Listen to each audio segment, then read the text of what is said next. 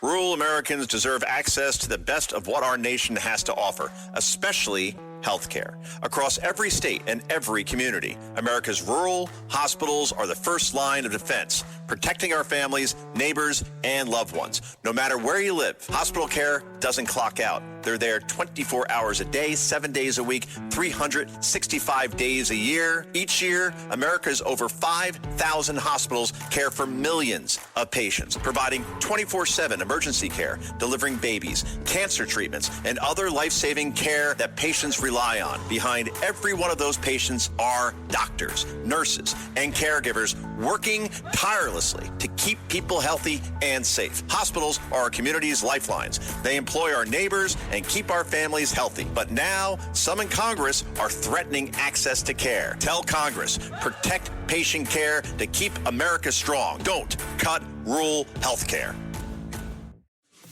This is Another Side of Midnight with TJ McCormack. Now to the Bernard McGurk studios of 77 WABC. Here's TJ McCormack.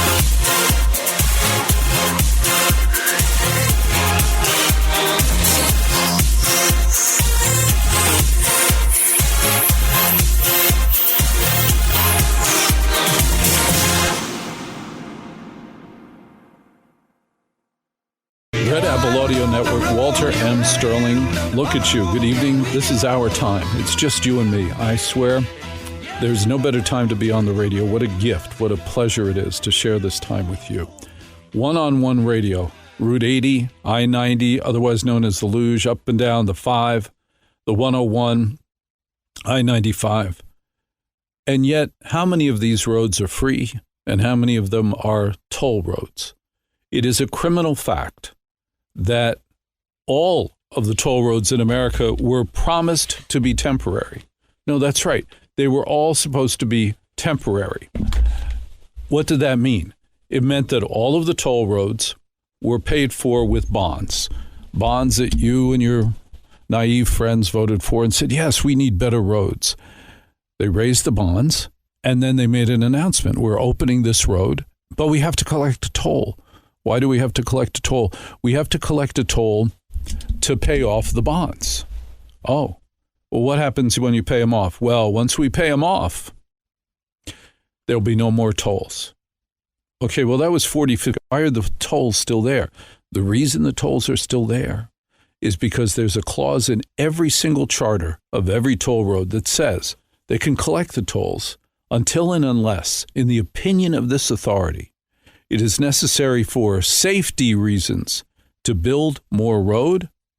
We can raise bonds and collect the toll until those bonds are paid off. In other words, as long as they're pouring concrete, they can build more road and collect the tolls. As long as they're pouring concrete, that is the key to our unhappiness. And again, I am fascinated by the fact, as are you, that in northern England, there are Roman roads that are 2,000 years old. They work just fine. There's no problem. In fact, the tolls do not go to repair the roads. The tolls primarily go for the bonds. In most states, the gasoline tax, that's what repairs the road. That's what you're up against. You think you're going to beat this? No, but it's criminal how much the difference is between 18-wheelers and four-wheelers. 18-wheelers pay easily 10 times more for the same trip than four-wheelers. Oh, and they're watching us. What's particularly scary to me, in your industry, nail salons, retirement homes, senior living homes, in your industry, it's normal for there to be conventions, conferences. They talk to each other on newsletters. Maybe you get a monthly newsletter. People who run the airports in America have a monthly newsletter. People who own car washes have a weekly newsletter called American Clean Car. Supermarket owners have Modern Grocer. These are vital publications to share information in the best way. Well, guess what? These crooks who run the toll roads in America, they also have a newsletter. It's called Tollway News. Tollway News. It's a daily. There's so much going on with these toll roads that you and I knew nothing about. There's so much going on that they need to talk to each other. And the stories are things like, yes, Denmark has finally agreed to toll their citizens $20 a mile. Yay! And they celebrate every new toll. They celebrate every additional toll road. Well, those are bad odds for us. If they're celebrating new toll roads and new tolls, that's tough for us. But it gets worse. They also study, according to Tollway News, which you can look up yourself. According to Tollway News, they also give strategies on how to get new legislation supporting tolls through local town councils, city councils. They're able to do all of that by communicating with each other. Here's what to do with an obstructionist mayor. If there's a mayor giving you a hard time, this is what's worked. If a city council is refusing to give you instant approval of your toll increase, this is what you can do. What does that mean? What it means to you and me, and I'm Walter Sterling. Good evening. I'm on the Red Apple Audio Network. You and I are sharing information about the horrors known as America's tolls.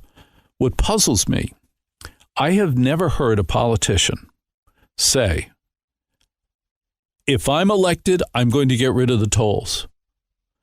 And that's stupid, because what is the key point, the key relationship between you, me, and the government? It's the tolls. You probably go to work on a toll road. You see the toll every day.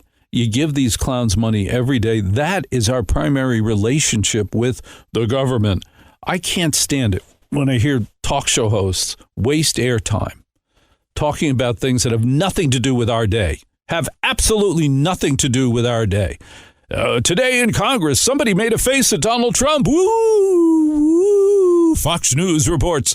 Today, somebody made a bad face at Donald Trump. Woo! Later on the 5. It has nothing to do with me. I have to deal with the government every time I have to pay a toll. That is my relationship with the government. I have to deal with the government every time I need to get a new driver's license to register my car, that my kid is having trouble in school at those government schools. That's the stupidest thing. Those are public schools. They are our public schools because they're locally run or state run. Don't get me started. Those are the issues, and those are very big deals. What you and I care about, it seems that too many in the media think it's unimportant. I'm going to go through what I think is important, see if any of this relates, see if you can relate to any of what I'm about to say. What's important to me is that when I get in the car in the morning, the check engine light doesn't go on. Now, I have a 9-year-old car. It wants to turn on the check engine light. Its fantasy is to turn on the check engine light. It wants to torment me with that. That's what it wants to do. That's the check engine light. When I open the basement door and I look down the steps, at the bottom of the steps, what do I see? If I see water, I'm terrified because I don't know where it came from. I don't know how to get rid of it. I don't know what's going on, but I'm damn sure of one thing. It will cause permanent damage to my home. It will impact the value of that home forever because they'll be looking for watermarks in the basement and in the ceiling, and they're going to find them. That affects me in a profound way. That, to me, is a big deal. When my baby Samantha comes home and she had a bad day at school and she won't tell me why, and I say to her, could I please see your homework? And she won't let me see it. And I'm like, I'm sure it'll be fine. I'm sure your homework's good. No. And then she hides it. And then months later, after I've asked over and over again, finally I do get to see it. The curriculum book. What do they call it? No, the assignment book. Your kids have assignment books?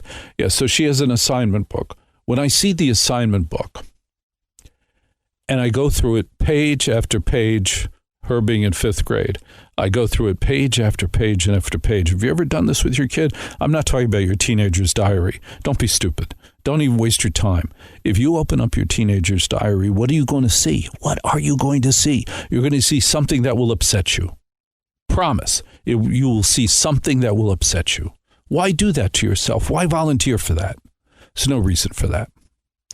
But I'm talking about a 12-year-old, an 11-year-old. When I open up her assignment book, what do I see? I see drawings, line drawings of figures, some of them stabbing each other, some of them hugging each other, some of them kissing each other. And then I turn the page and I see more figurines. And every page on both sides of her assignment book is showing, revealing, drawing. Not one word in that assignment book. And her job as a student was to write down her next assignment, to write down the next assignment. And she was so good at faking it that when she drew, it looked like she was writing. Yeah, okay, she was writing, but she wasn't writing words. Well, the problem here is she's 10, 11, 12, 13, 14, and she can't write. And it gets better. When I have said to her teachers over time, why can't she write her name? Oh, she can write. No, she can't. Oh, I've seen her write. No, you haven't. She can't write.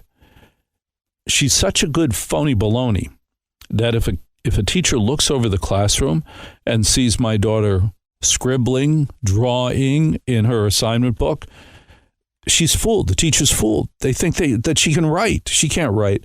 And then and I'm telling you this to share this with you because I hope this never happens to you. I hope this never happens to you. I said to them, I want to see her writing. Could I see her writing? Oh, yes, she's a great writer. She writes wonderfully. And there I am with her special ed teacher. This is in 6th grade, 5th grade. There she is with her special ed teacher telling me about the wonderful writing that she's doing. Yeah, okay, let me see it. And they take out an iPad And the iPad shows me a typed story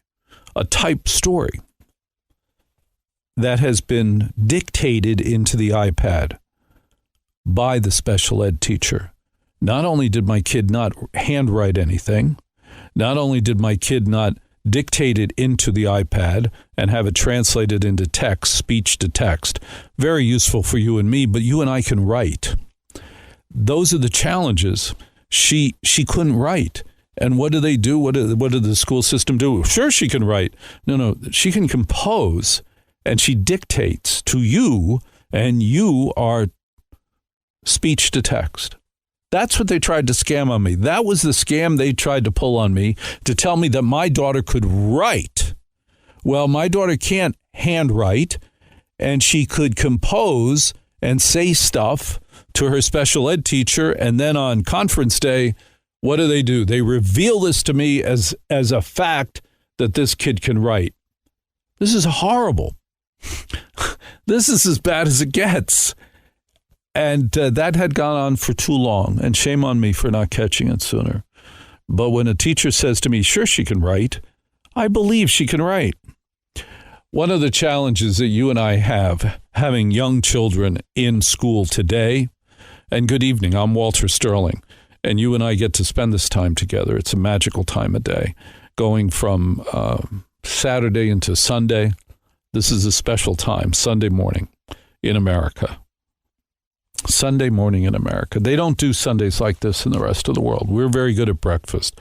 Even like serious gourmet types, Gordon Ramsay, they all admit that, well, Americans really do breakfast first. But yes, we do it first, but we do it best.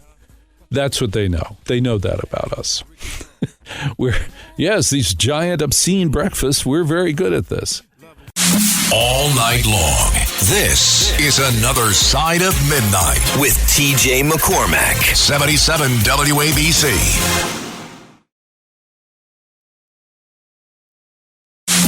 It's Another Side of Midnight. Political humorist TJ McCormack. Now, to the Bernard McGurk studios of 77 WABC.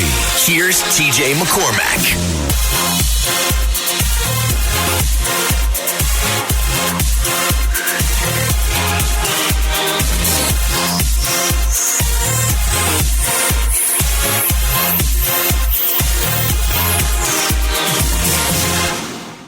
The Red Apple Audio Network with Walter Sterling. Good evening. Here we are on Sunday morning. Try to behave. What, you just get in? You just getting in now? How's that headache? How's that hangover? Can you find the bed? Isn't it interesting when you come home at this hour, how many times you get in the bed and it starts spinning? You realize that isn't a real thing. It's spinning because you're drunk. Want to know how to get rid of the hangover? You ready? I don't know if you can handle this. Don't drink. Oh, you're so moralistic. No, I'm a chemist. I'm taking off my coat because I just came in to spend time with you.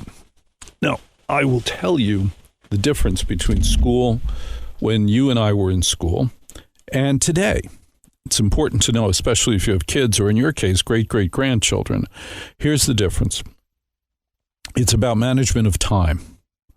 There's a phrase that you and I did not hear when we were in school. It was called executive functioning.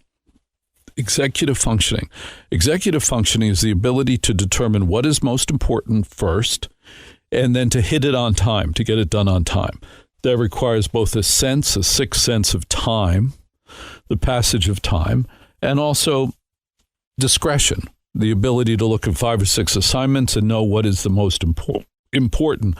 Often, who made that sound? Often it is because of time. Let me start again. Hello, Walter Sterling, Red Apple Audio Network. Good evening. This is our time. Executive functioning. This seems to be a plague of trouble. When you and I were in school, we never heard the phrase executive functioning.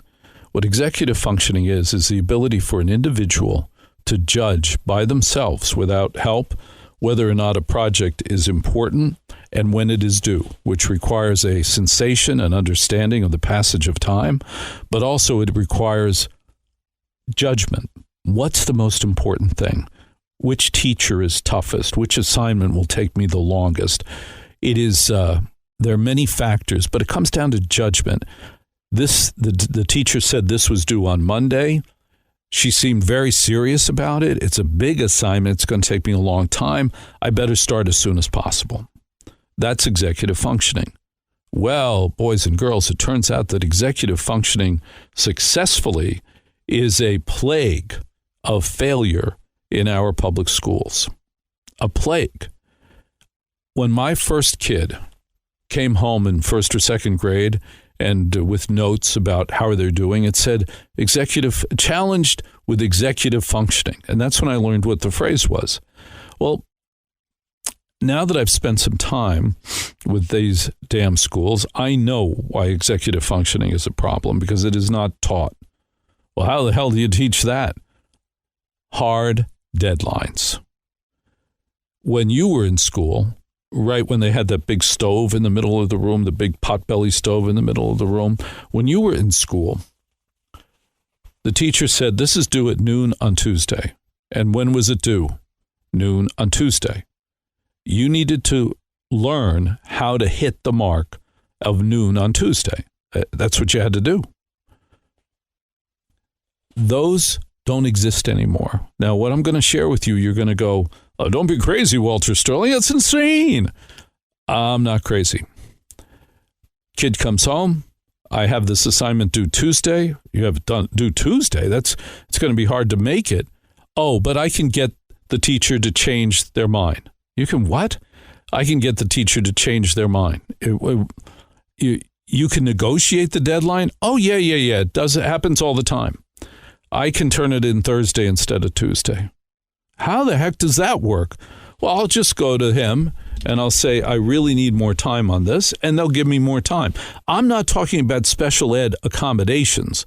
I'm talking about normies, and that they don't need accommodations, don't need a formal accommodation. They need to see the paper in on Tuesday. Any kid in most classrooms today can negotiate the deadline for any project, any exam, any reading, anything. Oh, I have to go to the dentist Tuesday. Oh, I have to go ice skating Friday. I have to go to my dance class today. I can't do it. I need more time. When you were in school, and I'm not saying this was better, but I'm saying there wasn't a problem with executive functioning. When you were in school, if dance class was going to get in the way of the homework, dance class was canceled. You didn't go to dance class. You stayed home and got the homework done. That is how you learn executive functioning, time management, priorities. That's how you learn it. They don't teach it anymore. What else don't they teach? Cursive handwriting. Third grade was committed to cursive handwriting. You're not writing many checks. There's very little need for it, and it's fine. It would be good to teach reading it, but to waste 6 months teaching how to write it, and then the girls always doing better than the boys seems unfair. There was always one girl who was a poet in her soul, who dressed a little prettier than the other girls, who had a few extra ribbons, and she had magnificent handwriting. Remember her, Robin? She had the most magnificent handwriting. It was art. Could have framed hers. Meanwhile, me, left-handed man, good luck reading anything I wrote. No, I didn't go to one of those schools where you were punitive toward lefties, but it was a challenge. The whole environment, the whole system is punitive toward lefties, isn't it? Good luck to those of you who have wondered, writing in a spiral-bound notebook or a 3-ring binder. How do lefties have to write in a 3-ring binder? We had to open it up, take out the sheet of paper, and then close it back. And then as our hand went over the ink, even ballpoint pen ink, not fountain pen ink, the way you had it back when Grandpa took you to school in the horse-drawn carriage, it would drag the ink across the paper, and our hands would have that nice blue paint job on the side of the hand. It was a pain in the butt to be left-handed. I also found out scary things about lefties. They are more prone to depression. They're more prone to sadness. I don't know why. I always felt I had the right parents. My parents always made me feel that I was special because I was left-handed, that I was magical because I was left-handed. I hope your parents did that too. There's nothing wrong with being left-handed. Did I have to say that? Did I just mansplain that on this radio network, the Red Apple Audio Network? Walter Sterling. I have an email. It's waltermsterling@gmail.com. Every company I've worked with has refused to give me a corporate email. I don't know why, but I've never gotten one. Maybe the Red Apple Audio Network will give me an actual email address so I don't have to keep promoting Google. But anyway, until that happens, it's waltermsterling@gmail.com, waltermsterling@gmail.com. There are other things that are not happening in school today that you don't know about because the kid doesn't know it's supposed to be there. They are not taught how to read an analog clock. If you say to most kids, hey, this is going to happen at the top of the hour, they're listening to the radio and the DJ goes, hey, this will happen at the top of the hour. They have no idea what you're talking about. Well, this is a bottom of an hour thing. No, they have no idea what you're talking about. It is essential to tell children today digital time. What is digital time? They can read that. They can't read an analog round clock. They don't teach it anymore either. But it gets more exciting. What was that over there? So they don't have hard deadlines. They don't have analog clocks. They don't have phys ed the way you remember it. And this is the good part. They don't have to climb the rope anymore. They don't have to do cat's cradle on the high bar. They don't have to do parallel bars anymore. In fact, they don't have to do anything. All a kid has to say is, I don't want to do it. They don't need a parent note anymore. They don't have mandatory swimming anymore. When I was in high school, in order to graduate, I had to be able to dive into the pool and swim across it, and then I could graduate. I could never do it. I can swim, but I cannot dive. I can't put my head first. Some wacky problem, I don't know, some psychiatry problem, but I cannot put my head first and dive. Can you? There are also new sports you didn't know about. Yes, there's pickleball. They actually do play pickleball. There's actually ultimate frisbee. Ultimate frisbee. Ultimate frisbee is a great sport because in the rules, you can't shove anybody. You can't touch anybody. You can't hurt anybody. That's a good rule. And then when is the game over? When everybody's tired. That's what we want. They still have, I'm just going over the things quickly in my head. Oh, the other thing they don't have, this will sound stupid, but it's something I miss. I don't know why the hell do I miss this. The aroma of a mimeograph machine. There's no teacher, much less any student, who knows what a mimeograph machine is. I'm not going to bore you with that, and I'm not going to screw up my demographics by going into that. But there are no more mimeograph machines. Just letting you know. Just letting you know. I had a teacher who did something, no, nothing like that, who did something that would have gotten her fired today for sure.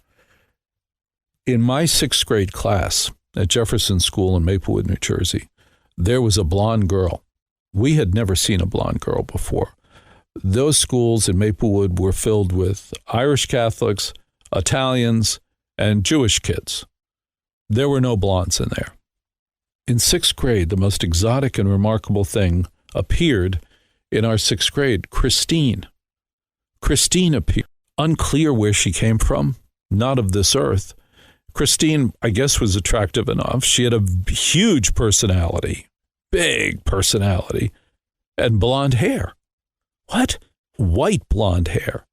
It was like one of the Morlocks. No, it was like one of the Eocs or whatever in the time machine, the Rod Taylor time machine, which was the correct one. Why? Because Yvette Mimieux was running around in a loincloth. You remember Yvette. Of course you do. You had terrible thoughts about her that are respectable. What? All right, so Christine would kind of tease me and my friend Jeff and kind of make fun of me and my friend Jeff. And she'd kind of give us a hard time. She was an interesting girl because in 6th grade, she could give every boy a hard time. That was also something I had not experienced before, but it's something I admired even at the time. Well,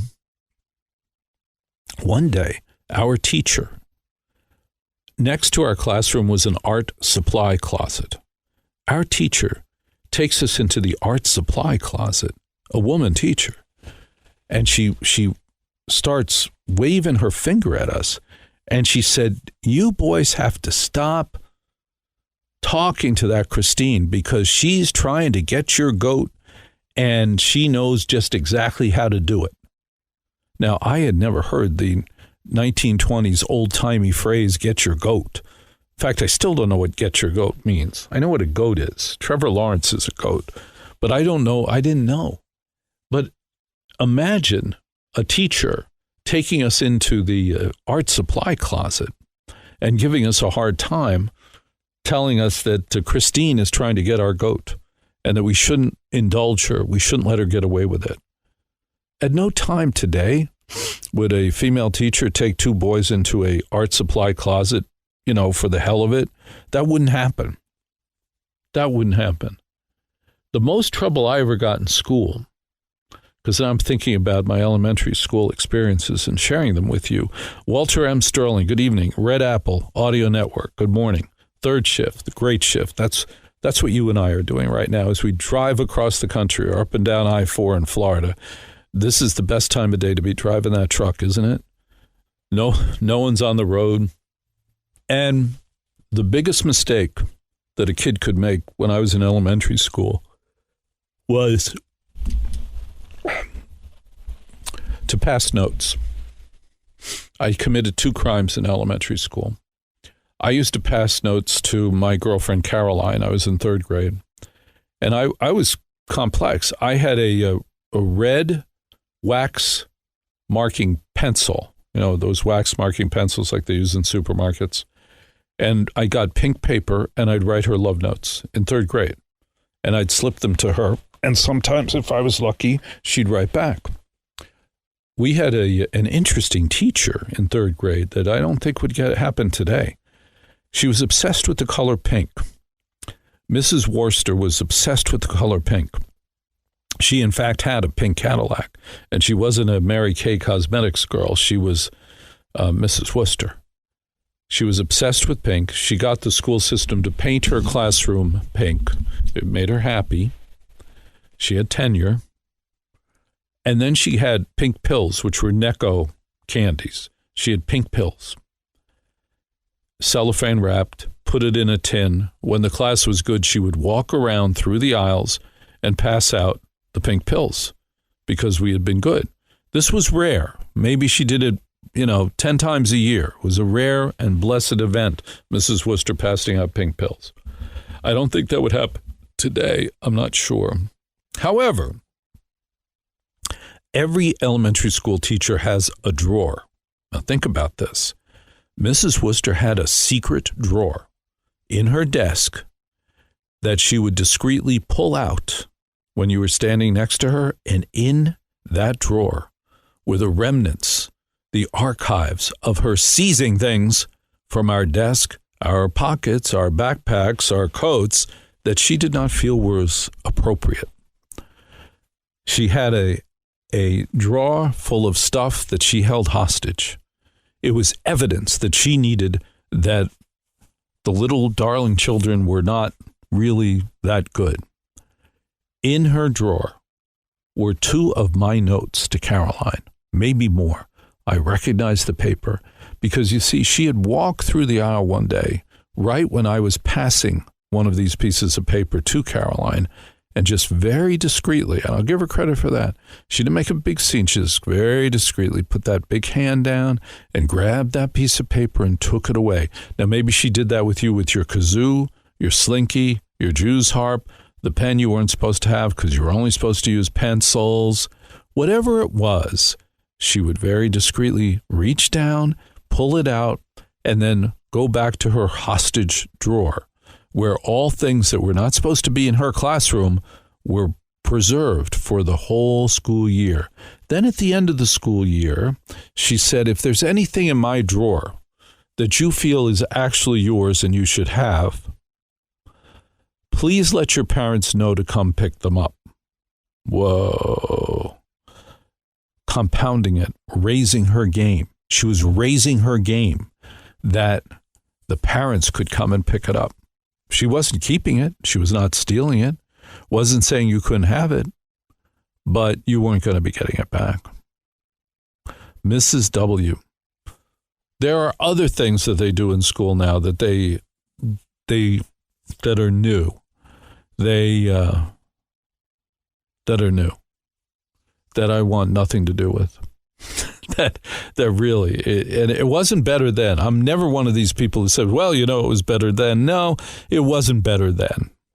The single dumbest rule that is creeping across our country, creeping meatballism. It's attacking us like the Blob in a bad 1950s movie. You know what it is? This nonsense about denying children their cell phones. A 12-year-old does not have a cell phone. A 12-year-old has a cell phone given to them by their parents. 12-year-olds don't buy cell phones. Parents do, and parents give it to their kids. Those are technically, legally, the parents' cell phones. You have appropriated the parents' cell phone and repurposed it. That's what's happening in public schools. Big mistake. Those kids need that phone. There are many, many kids who get very anxious if they can't reach whoever, very anxious if they can't see whatever. Those aren't your phones. Those are the parents' phones. All night long, this is Another Side of Midnight with TJ McCormack. 77 WABC.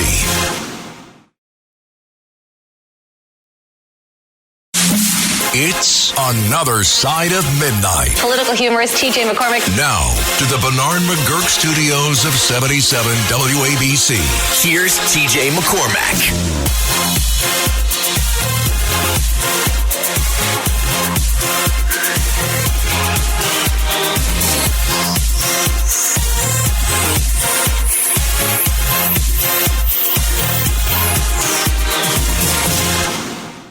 The Red Apple Audio Network, Walter Sterling. Just getting out of work. Second shift. The great shift workers are at work. Hey, what are you looking at right now? I would love to see what you're looking at. You're a police officer, a fireman. You're working at the warehouse. The Walmart warehouse, the Starbucks warehouse, the Target warehouse. I want to see a picture of it. Take a picture and email it to me, waltermsterling@gmail, waltermsterling@gmail. I just want to see where you work. These images help me do my show. But I also do it because I post where I work all the time on Facebook under Walter Sterling. There's no M on Facebook, but I put up pictures all the time. You can also see my wacky kids, all sorts of strange things that I believe in that you might actually enjoy. Good evening. This is the Red Apple Audio Network. How's that weekend working out? Is this good? Is the weather crappy? Now, you and I are dealing with the worst possible weather in the Northeast and the Northern Plains. This is the worst possible weather. Yesterday was 37 degrees in New York City, and the wind was 1,000 miles an hour. It was dangerous as hell. It was painful to walk 2 blocks. No fun. Now, I realize there are many people who are saying, there are extraordinary reasons for this. No, I'm going to tell you exactly why this weather is taking place. It's winter. That's how you know that it's winter. It's because it's cold. This is what happens in winter. Now, I spend a lot of time doing Google Trend searches where I look to see what you and I are actually looking at. And it's always amazing to me the difference, the vast, vast difference between what you and I are looking at and what serious news people think we should be looking at. The 4 or 5 networks that have nightly newscasts, every month, that audience gets smaller. It gets smaller every month. There are fewer and fewer people watching traditional news on TV. Part of it is because every time I've seen a newscast throughout my life on TV, I'm like, where is my news? I never see my news. I see this highfalutin notion of news. Yeah, I went to college. Yeah, I'm smart like you. Yeah, I'm a professional talk show host. I know stuff. But I'm like, that's not my news. My news is the fact that my kid can't read an analog clock. My news is that they want $50,000 for what? A Chevrolet? A $50,000 Chevrolet? A Chevy Malibu is $50,000? For what? Do you know, in 1962,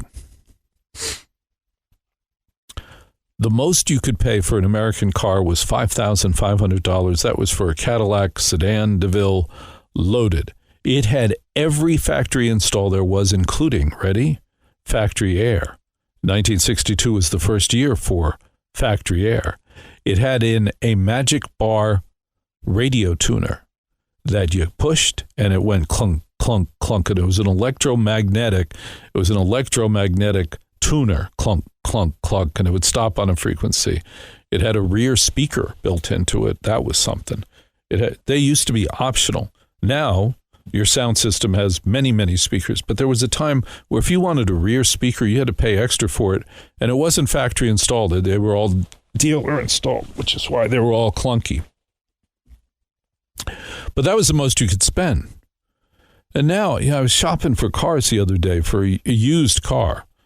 And I'm looking at what they're getting for used cars with 80, 90,000 miles. They're going for $30,000, $35,000. And we're not talking fancy here. We're talking Miatas and Mazdas and other really ugly cars, which brings me to the key issue. Apparently, no American car manufacturer makes sedans. If you want sedans, you're going to have to get one from Toyota. But you're not going to get one from Cadillac. Whoa, Walter, of course Cadillac makes sedans. No. And you're not going to get one from Ford. They don't make sedans. All they all make are those hideous hatchback, what are they, SUVs, SVUs, whatever they are, they're the ugliest things. There's no such thing as a beautiful, elegant hatchback. And therefore, I was shocked when I learned that Porsche makes a hatchback. Why would Porsche do what they had to do to destroy the image of that magnificent car to make a hatchback? And if I had the money for a Porsche hatchback, I wouldn't want it because I don't want my kids in a Porsche. They'll just mess it up. They'll draw things. They'll spill things. That's what kids do. In fact, that's how you know there are children in your house. Something is always wet. Whoa, what is this on the floor? What is this on the sofa? What is this in the bathroom? What? In the house of a toddler, a 10-year-old, a 15-year-old, there's always something wet because there's always something spilled. That is the challenge. That is the challenge of children, not anything that they say. The other challenge of children is, when do they stop sleeping with you? The fastest way to hear a parent lie is to say to them, when did your kid fall asleep last night? They will tell you the imaginary time that the kid is supposed to fall asleep. 8 o'clock. Kid was in bed and asleep by 8 o'clock. Never happens. That never happens. They tell you the imaginary time. And then here's how you bust them. You ready? Did the kid go to bed at 8 o'clock last night? Well, last night was different. Oh, why? Aunt Susan came in from Minnesota, and she brought cheese. Oh, the kids are so excited about cheese. When they go to bed then? Well, Aunt Susan brought a lot of cheese. It was probably 11:45. Oh, kid went to bed at 11:45. The kid goes to bed at 11:45 every night. And then the next lie is, does the kid still sleep with you? No. We set that up. We had sleep rules right away. The kid had to be in her own bed by the age of 1. She was in her own bed by the age of 1. She's gone to bed in that nonsense. My 3 daughters slept with us till they were 11. And there was a little crossover there. I had one that was 11 and her sister was like 2. Now both of them were sleeping in bed with us, except I wasn't sleeping in bed with them anymore. I moved down the hall. I had to move my quarters down the hall. Then you read all these contradictory stories. You've read these about, is it bad for children to share a parent's bed? Or is it really good for a child to share a parent's bed? Does it help them feel secure with the world? Do they have more confidence that they're sleeping in their parent's bed than if they were sleeping alone? Nobody knows. Every kid's different. That's the most important thing about child rearing, right? Every kid's different. There's no, you do this and there will be no trouble, because it always never factors in individual personalities. There are things that your kid is born with that you had nothing to do with.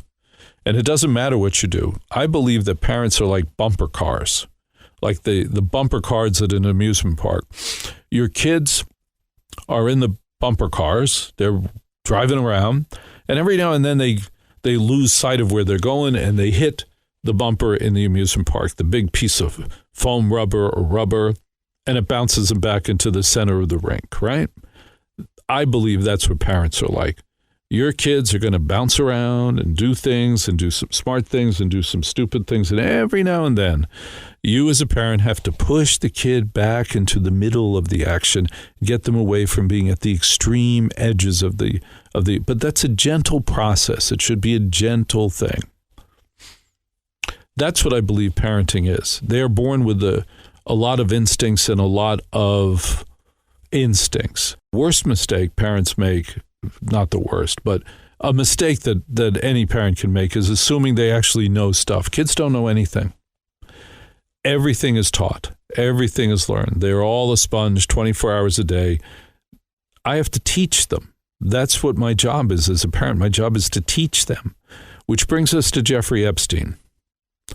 Please tell me how 14, 15, 16, 17-year-old young women could get on a private jet and fly 6 hours away from mommy and daddy and spend a week or 10 on a bizarro world island with really old, creepy guys like Prince Andrew. Oh, he was arrested? Why, yes.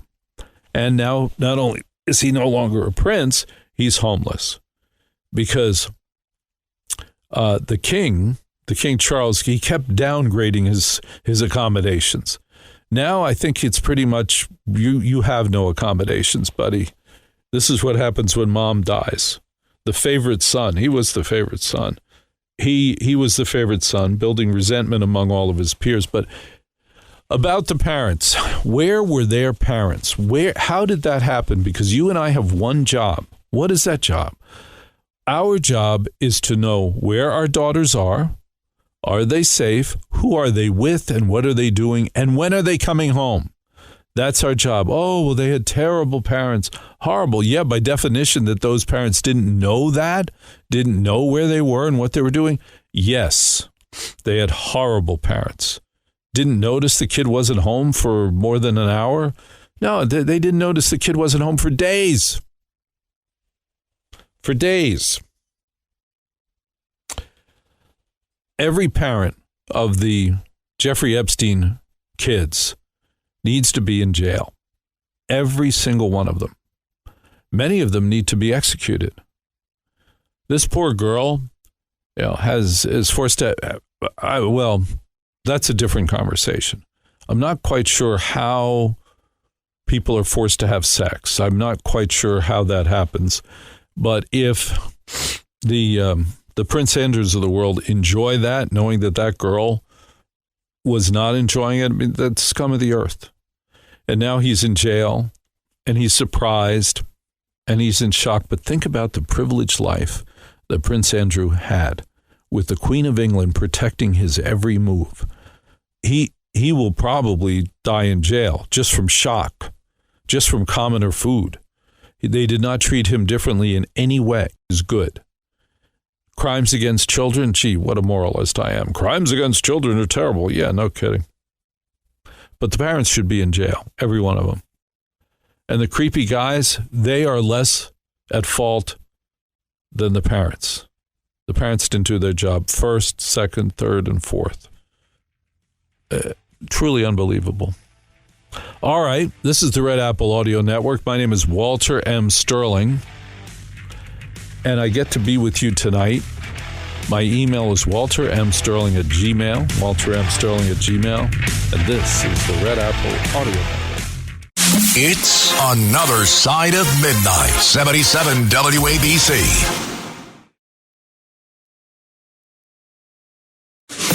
This is Another Side of Midnight with TJ McCormack. Now, to the Bernard McGurk studios of 77 WABC. Here's TJ McCormack.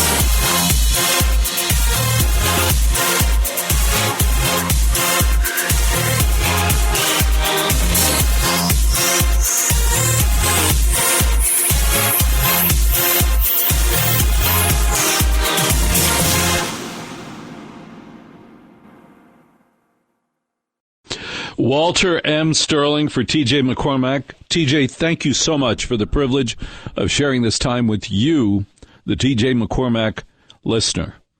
And this is a very important night, and it's an important live radio show because when it's snowing outside, rule number one in American radio is talk about the snow. Listen, blizzard warning remains in effect from 1 p.m. this afternoon to 6 p.m. Monday. That's 1 p.m. this afternoon, Sunday, to 6 p.m. Monday. Blizzard conditions expected. Total accumulations between 16 and 20 inches. Winds gusting as high as 55 miles an hour. This is the one. Portions of southern Connecticut, southeast New York are going to be hit heaviest from 1 p.m. this afternoon to 6 p.m. Monday. Visibilities may drop to a quarter mile due to falling, blowing snow. Whiteout conditions are expected and will make travel treacherous and potentially life-threatening. The strong winds and weight of snow on tree limbs may down power lines and cause sporadic power outages. Travel could be difficult to impossible. Areas of blowing snow could significantly reduce visibility. The hazardous conditions could impact the Monday morning An evening commute, strong winds could cause tree damage. More details coming up. Throughout the show, from now until 5, I will keep you up to date on any weather updates. When it's snowing outside, talk about the snow. Now, you may not see snow in southeastern New York, Connecticut, Long Island yet, but it's already snowing heavily in Cleveland. I had to travel Route 80 from Ohio to New York City tonight, and it was snowing, and it was sticking. It's coming here. 16 to 20 inches of snow. That's the first time we've heard that in years. It's a major impact. I want you to know. I'll keep you up to date as best I can, which actually is pretty well. For TJ McCormack on the Red Apple Audio Network. Walter Sterling likes to play all night. 8 minutes past the hour on the Red Apple Audio Network. Did you hear this remarkable rendition from the great song from West Side Story?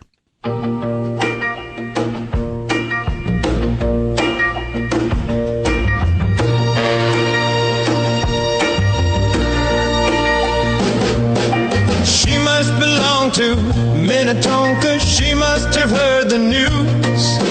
Blocking the road to the Leering Center, eyes gives her the blues. She believed nobody is illegal in his hair of blue and pink.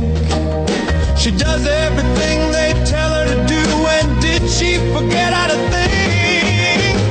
Minnesota, take out your septum ring. What the hell is wrong with you? Minnesota, take another SSRI. Minnesota, why'd you vote for Jacob Fry? You could have had the I'm the captain now guy. Minnesota, take out your septum ring. Minnesota, stop blowing that whistle, mama. Minnesota, take some video for Tim Walz.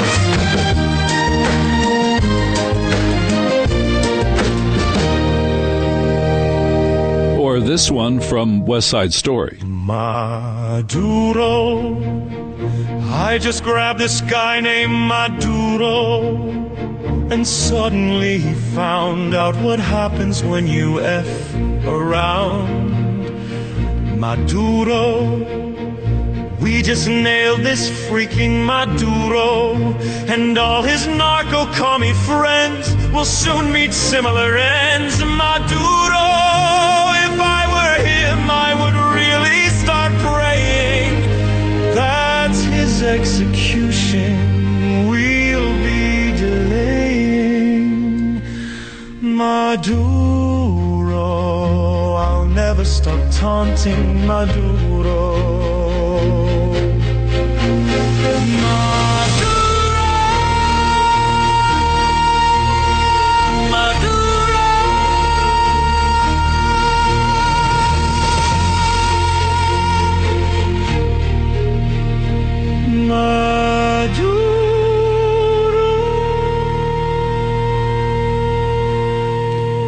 And remember the good old days. W2RE, this is W6RRR. Good evening, Ray. You're 5'9" here in Washington.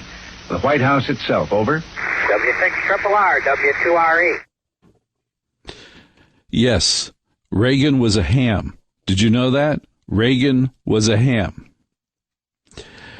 Let's you and I talk. You ready? I do this show so you and I can talk because I have an important theory to share with you that is not political, even though it may smell political. You ready? 800-848-9222. There's no way that J.D. Vance can become president of the United States. Not political. The big push now, I'm looking at all the social media accounts talking about such things, and I see that The big push is for Marco Rubio and Ron DeSantis, that they're going to win. That would be the ideal ticket. They will never win because they're both from Florida. I didn't talk about their policies. I don't want to talk about it. No, the reason J.D. Vance cannot win, that nobody is saying, clearly bright, good on the policies, all the things you care about.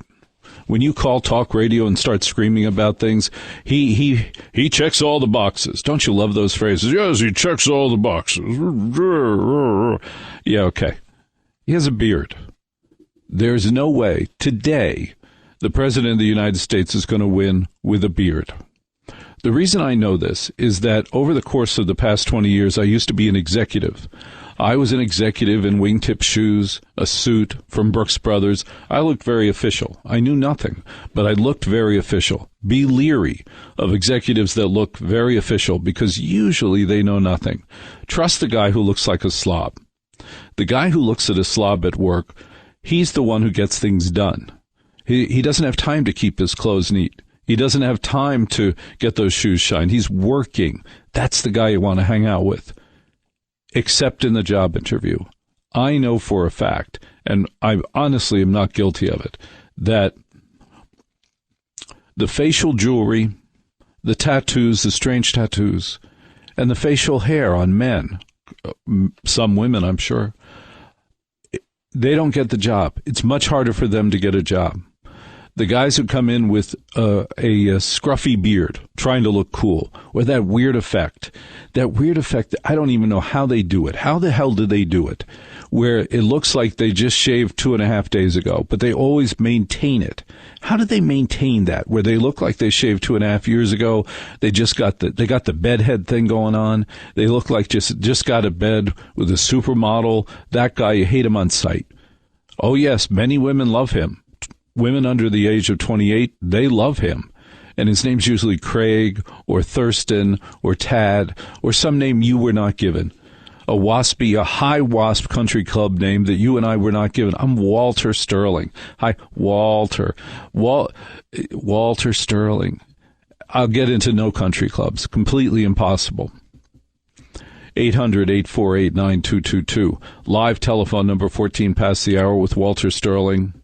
For TJ McCormack, it has been my experience that it is harder for a person to get a job if they have a beard. Now, there are two types of beards. There's the scruffy beard I'm talking about, where it looks like they shaved 2.5 days ago, but then tomorrow it looks like they shaved 2.5 days ago, and the next day, I don't know how they do that. Complete mystery to me. There are full beards. Proper full beards. The only thing I give that stupid mayor of New York credit for, he has a nice looking beard. He'd come in, he looks together. The beard helps him look together. But for too many men, the beard makes them look unshaven. There's a difference between having a beard and looking unshaven. And then, I promise you, if you have a facial tattoo, unless you're trying out for the WWE, you're not going to get the job. If you have a teardrop under your eye, you're not going to get to the next place you're driving, the next 7-Eleven. If you have a teardrop under your eye, you're not going to get to the next 7-Eleven. And there used to be a code among tattoo artists that they would not tattoo faces and they would not tattoo necks. Why that code went away, I don't know, but it's wrong. They should not tattoo faces and necks. They shouldn't. It is a major liability in later in life. I have mentioned to many women, because I have 3 daughters, think long and hard before you get the tattoo anywhere in your body, anywhere in your body, because you may think it's cute, the little daisy, the cat, the doggy, but it's not going to be cute when you're 60. And hold on. And that's what they don't think through. It's not going to be cute when they're 60. That's the challenge. Joaquim, welcome to the Red Apple Audio Network. Hi, Joaquim. Hello. First off, good morning. I have actually 2 relatives that are autistic, my brother-in-law and my nephew. And my brother-in-law, he's a couple years behind me in his 60s. And anyway, I'm going to say one thing. He has an encyclopedic knowledge of sports. It's astounding, okay, the stats and everything that he can pull out of his head, going back decades. It's amazing. It's a form of genius, And even my nephew comes out with me and my brother, and we sing karaoke, and he sings karaoke. And in many ways, there's certain things about them. And when they get interested in something, it's just amazing, at least in the experience with my family members, how smart they actually really are. Actually, to the point of genius. Actually, like I said, my brother-in-law, it's just amazing that, that he's able to do this. Joaquin is talking about autism because I have recently talked about my autistic daughter, who is 14 years old, on Valentine's Day. And yes, I have noticed that the things that she's interested in, she locks into like nobody's business. Like you can't interrupt her when she's focused on it. And she has encyclopedic knowledge of certain things. She's obsessed with calendars. She knows what day something's going to happen a month from now. It's not crazy autistic like where they can predict dates and days of the week 10 years from now. But boy, is she focused on that calendar. But I appreciate the thought, Joaquin. Thank you very much for calling at 800-848-9222, 800-848-9222. Jerry in New Hampshire, welcome to the TJ McCormack Show on the Red Apple Audio Network. Hi. Hey, Walter. I have to disagree with you about J.D. Vance. I think that a man with a beard can be elected president. Beards are coming back in style. The American presidents have had beards in the past, and that may have been a long time ago, but J.D. Vance was just elected vice president, before that senator, and before that he was a successful businessman. So apparently people do take beards seriously. Jerry, he cannot win a president because of that beard. Absolutely not. But thank you very much for calling, 800-848-9222, 800-848-9222. It's 20 past the hour with Walter Sterling for TJ McCormack, Red Apple Audio Network. All night long, this is Another Side of Midnight with TJ McCormack, 77 WABC.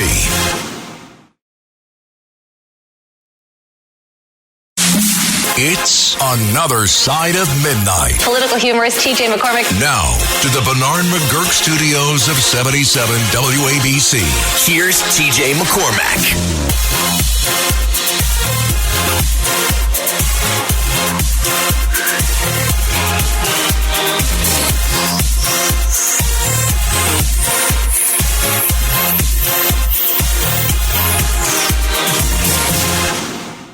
Walter M. Sterling for TJ McCormack at 22 past the hour. The president of Denison Close, Route 22, Union, New Jersey, says, "They say time waits for no man, but there is time that waits for me. There's the wrong time, the right time, good times, bad times, loving times.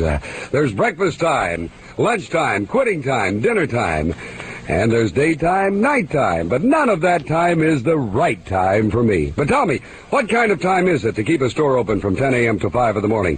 Well, that's my time, which proves it's not true that time waits for no man. It sure waits for me. Famous brands, Timely, Briggs, Ola Cassini, Burberry's, reduced up to 60%. Men's suits, $39.90. And some with vests. Slacks, $4.90. Cashmere top coats, $59.90. Sport coats, $24.90. Pie-line zip-out top coats, $16.90. Italian knit shirts, British sweaters, suede and leather outerwear coats. Just bring money, money talks. And it's coffee break time at Denison Close, Route 22, Union, New Jersey. Open 10 a.m. to 5 in the morning and open now. Reopens again at 10 a.m. and is open all day Saturday till 12 midnight, closed all day Sunday. 10 a.m. The president of Denison... Thank you. Thank you, Charlie Greer. From 10 a.m. to 5 the next morning. Even as a young child, when I heard that commercial on this radio station at this time, 10 a.m. till 5 the next morning, even I as a child of New Jersey wondered, Why is a clothing store open from 10 a.m. till 5 the next morning? An all-night clothing store. What has to happen at an all-night clothing store? How does that make any sense? Do you know the story about this, about Dennison Clothes? I'm sure you've heard it many times because you're a radio geek. That's who's up at this time. But on WABC in New York, part of the Red Apple Audio Network, the New York radio station, the New York affiliate, used to run those commercials for that clothing store every night, 4 or 5 an hour for years and years and years. But always the problem was 10 a.m. till 5 the next morning. Tony, what was that about 10 a.m. till 5 the next morning?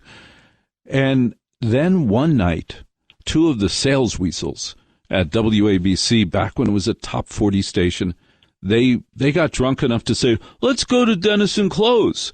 And it was like 2 in the morning. Let's go to Dennison Clothes and see, it'd be funny really to go there and see what it'd be like to go to Dennison Clothes at 3 in the morning, because they're open from 10 a.m. till 5 the next morning.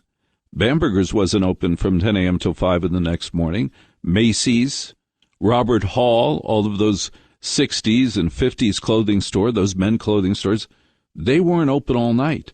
It seems that the only men's clothing store, I have to adjust myself in my chair, the only men's clothing store that seemed to need to be open all night was Dennison's. Now, there was a clue.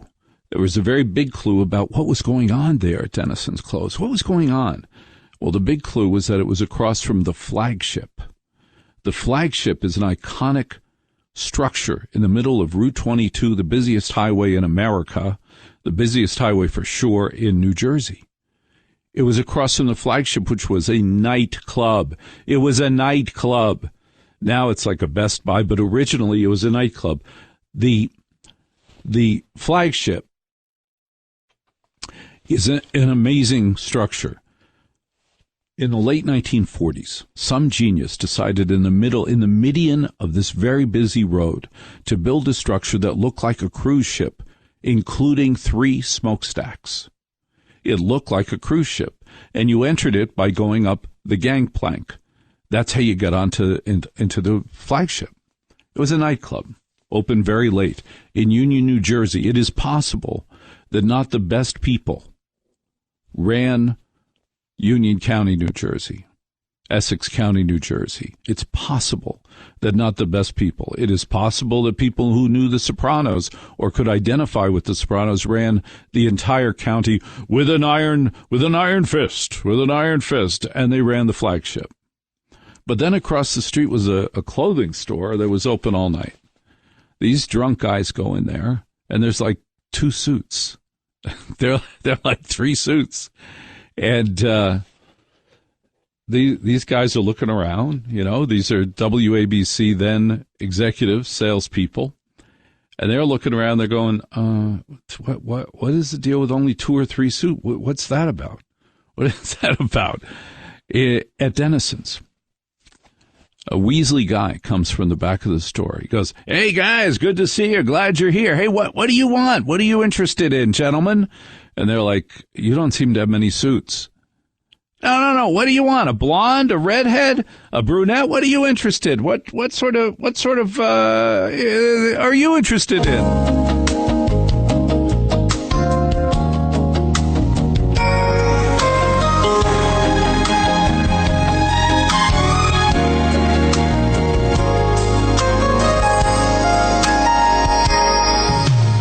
Walter Sterling likes to play all night.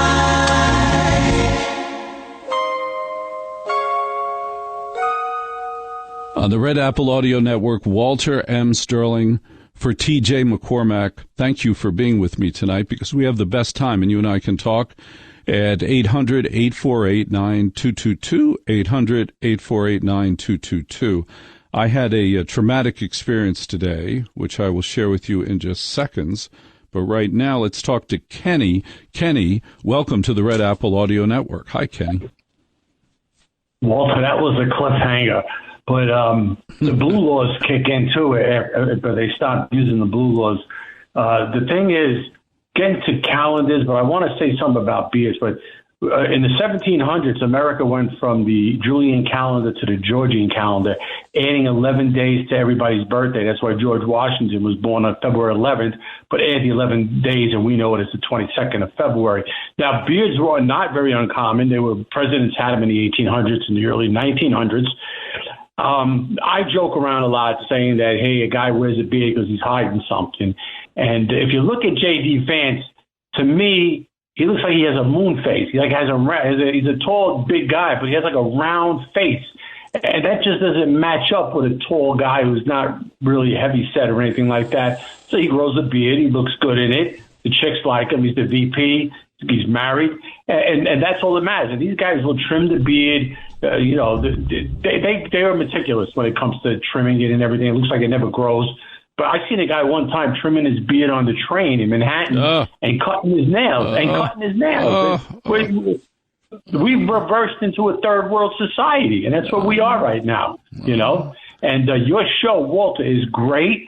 I hope they team you and TJ up as co-hosts. It'd be great. You'll be like Abbott, and TJ would be like Costello. That would be a perfect teaming up. I hope you guys they do it. The audience likes it. Big question. I think the answer is no. But are you related to John Sterling? If I was related to John Sterling, I wouldn't need to work. I would just do whatever I could to stay in his good graces and his will. Great broadcaster, great man. I am not. Thank you very much for your kind words. Thank you very much for calling the Red Apple Audio Network. Thank you, Kenny, at 800-848-9222, 800-848-9222. Pete, welcome to the Red Apple Audio Network with Walter Sterling. Hi. So glad to hear you tonight. I'm a big fan of yours. I enjoy what you speak about. I enjoy that you worked at NBC when I was making the place havoc. My buddy. You're my buddy from NBC. How you doing, Pete? Is there trouble? Hey, wait. Is the snow? What about the snow? Do you see snow? Well, nothing here yet in Staten Island, but Mentamio, whatever you want to call him, the communist, he's already put out to have the kids not volunteer, 22 an hour to shovel the walk, you know. All right, now hold on. I need to explain to our millions of listeners outside the New York City area the stunning thing that the mayor of the city of New York, not Des Moines, said. He said, basically, he said, we're going to need a lot of help clearing the sidewalks, the city of New York, and if you'd like to become part of our shovel army, we will give you a shovel and we will pay you a fee to shovel walks. Now, Pete, the liability that man set up was insane. How many of you would like a heart attack? We'll pay you to have a heart attack. Every one of you over 35, you pick up a shovel and shovel up wet snow. You're going to fill up those ER rooms. The dumbest thing I've heard. Now, Pete, tell them, please, how much Mayor Menslavi offered to pay for people to get a heart attack. I think it's like 22 or more. I'm not sure. But nobody wants to shovel walk over here and stuff. You know, we just got over the snow today. The little rain we got was a warm rain, and it really broke it up a lot. You know, so now we're getting another bunch. They're saying could be up to 2 feet, 3 feet in spots. In Manhattan, we got a break because with the subways and the heat from the subways, usually it doesn't stick that much. So if they run, you know, but the thing is, you got to always prepare for the worst. I did all my right, now shopping. Listen, Pete, I have another question for you. This Frank Morano, who used to be the host of The Other Side of Midnight on the Red Apple Audio Network, now he's a politician on Staten Island. How's he doing for you? You're in Staten Island. How's Frank doing? Frank is a personal friend of mine, and, you know, I met him through the radio. He denied it. He said he doesn't know you. And he would deny it because he did. His wife played softball with us one time, and she slid into the base, and he slid into the base. It was like he was going to kill her. It looked like the Pete Rose slide when they played the Mets, you know. And I said to him, that's your wife, you know. How can you hit her that hard? Well, if she wants to play the base, she better play it right, you know. I'm telling you. And that son of theirs is so cute. He's handsome, good, smart kid. Well, I think what has to happen is for you to say to Frank Morano, that we all need to go over to his house for a barbecue in the spring. Is that a good idea? Well, you know what he did one time? He gave his address when he was still in about a pizza delivery over the air. So I called the screeners. I says, could you cut that out of the podcast? But they didn't. So everybody knew his address. Matter of fact, one of the callers they used to call years ago, he would go in front of the house when Frank was working and serenade his wife with Frank Sinatra songs. And this guy was terrible, but he was 6'7". His name was Gary. So Frank would call me at home and say, could you go get Gary away from the house because my wife was terrified to go by the window. Yeah. All right. Well, I'd be terrified if you were by the window. Thank you very much, Pete. Thanks for calling the Red Apple Audio Network with the update on Frank Moreno. 800-848-9222, 800-848-9222. Walter Sterling for TJ McCormack. I've now said everything I'm required by federal law to say every 4 minutes. I'll have a weather update for you. Beware. This is going to be 18 to 20 inches of blizzard snow. John in Reno, God bless you. Welcome to the Red Apple Audio Network with Walter Sterling. Hi, John. Hey, Walter. Good to talk to you on Red Apple. I knew you about 5-6 years ago. You too. I've never applied for a job with a beard, but 4 times I was hired by gentlemen with beards, and all 4 of them turned out to be wonderful bosses. Was it because of their beard? Did they let you touch their beard? No, nothing like that. They were just warm people, family men, but they had beards. One was in high school at a gas station to be a cashier. Another one was at Waccamaw Pottery to be a cashier in high school. And then one was to be an engineer with the U.S. Army Corps of Engineers. Mr. Marth had a beard. And then I had one in San Francisco with a telemarketing firm, and he had a beard. And they were all wonderful people. Well, I really appreciate the call. I thank you for the rundown on your resume relative to beards. It's an important update at 35 past the hour. Martin in upstate New York. I'm sorry you're in upstate New York. It's a place where it's upstate New York. I went to Syracuse, so I speak from personal knowledge. It's where early 20th century novelists would go to kill themselves, upstate New York. But welcome, Martin. I hope everything's going better for you. Everything is great. I'm waiting on the snow, and I can't wait. I mean, I'm ready with my shovel. And I was listening to you all night. So what you need for your basement is a sump pump, number 1. Terrifying. Number 2. Listen to me. I know what a sub pump is. And if you have a sub pump in your basement, it is the scariest. I don't need one. Why? Why don't you need one? Because I don't get water in my basement. You were talking about water in your basement. You need a sump pump. Yes. But anyway, going on. Let's see. A lot of these Epstein girls, they were over 18 at the time when these things happened. If you listen to Greg Kelly, he'll explain it. Listen to Greg Kelly. WABC is the greatest radio station, okay? WABC. I get my information from WABC and the New York Post.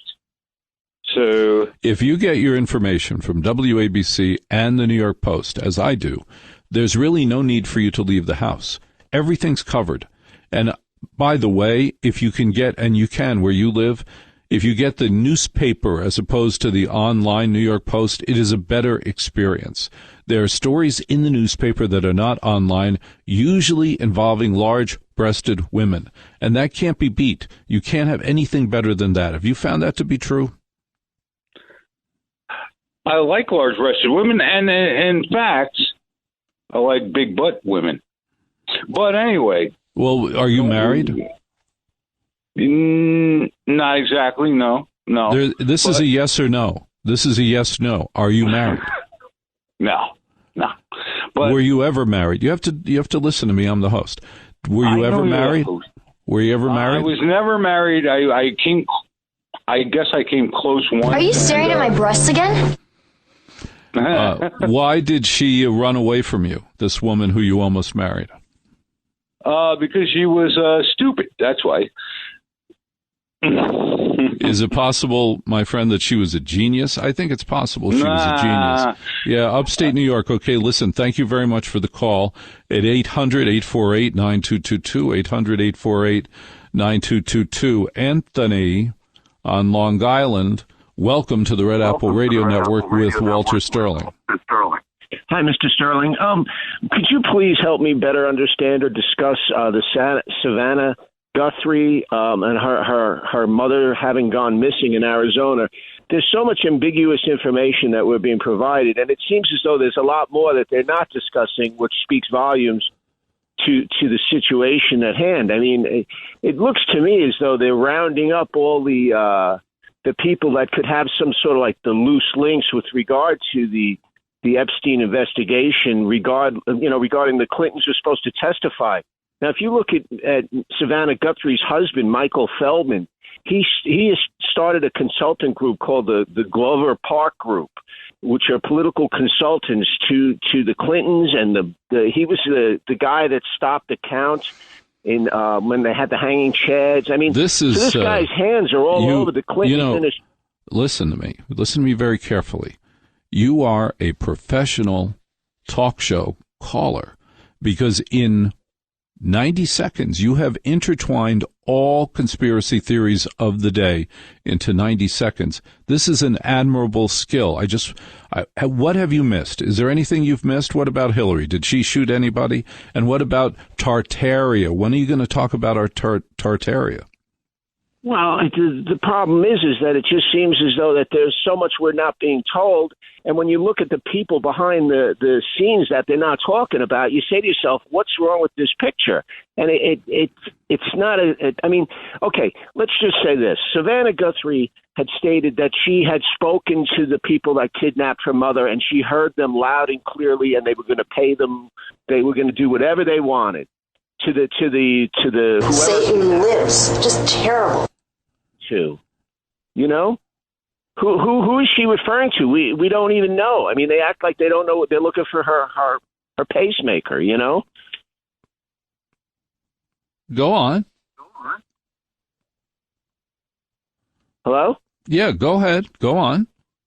No, have you covered everything? Hi, I'm William Devane. Have you covered everything? No, I think we're just touching on the cherry on the top of the cake here. I mean, with regard to what's going on. Sure. It's not being discussed with regard to the precarious nature we find our supposed democracy. I mean, we're being led by criminals. Yes. Now you've spoken a truth. And I thank you very much for your call. We are being led by criminals. To quote my father, a Jersey guy, whenever discussing our leaders, they're all crooks. They're all crooks. I'm Walter M. Sterling, Red Apple Audio Network for TJ McCormack. You and I can talk at any time. 800-848-9222, 800-848-9222, 42 past the hour. The Red Apple Audio Network. All night long, this is Another Side of Midnight with TJ McCormack. 77 WABC.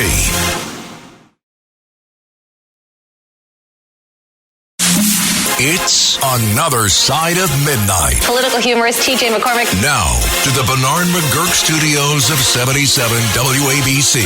Here's TJ McCormack.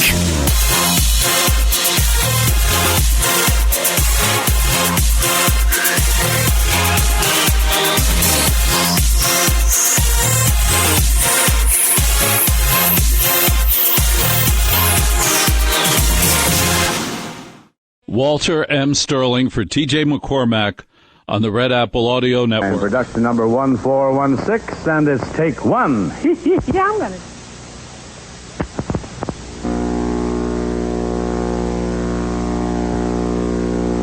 Stand by. And 5, 4, 3, 2, 1. On the music, John. Push Get in. ready to match the stars. The Charlie's Angels, David Doyle. And put in 2. Brett Summers. And put in 1.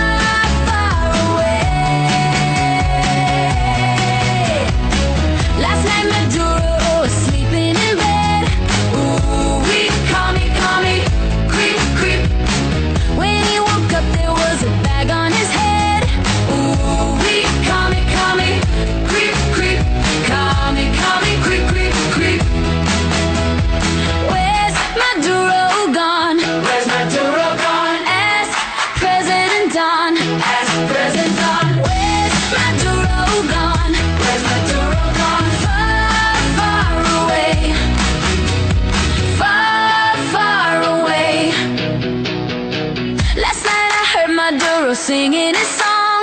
Ooh, we come me, creep, creep. Woke up this morning and my duro was gone. Ooh, we come me, creep, creep. Come me, creep, creep, creep. Where's my duro gone? Where's my duro gone? As president on, where's my duro gone? Where's my duro gone? Far, far away. Far, far away. Just sprinkle some pepper into your toilet. Are you ready? I know you have one. Let's go. Let's go. Pick it up.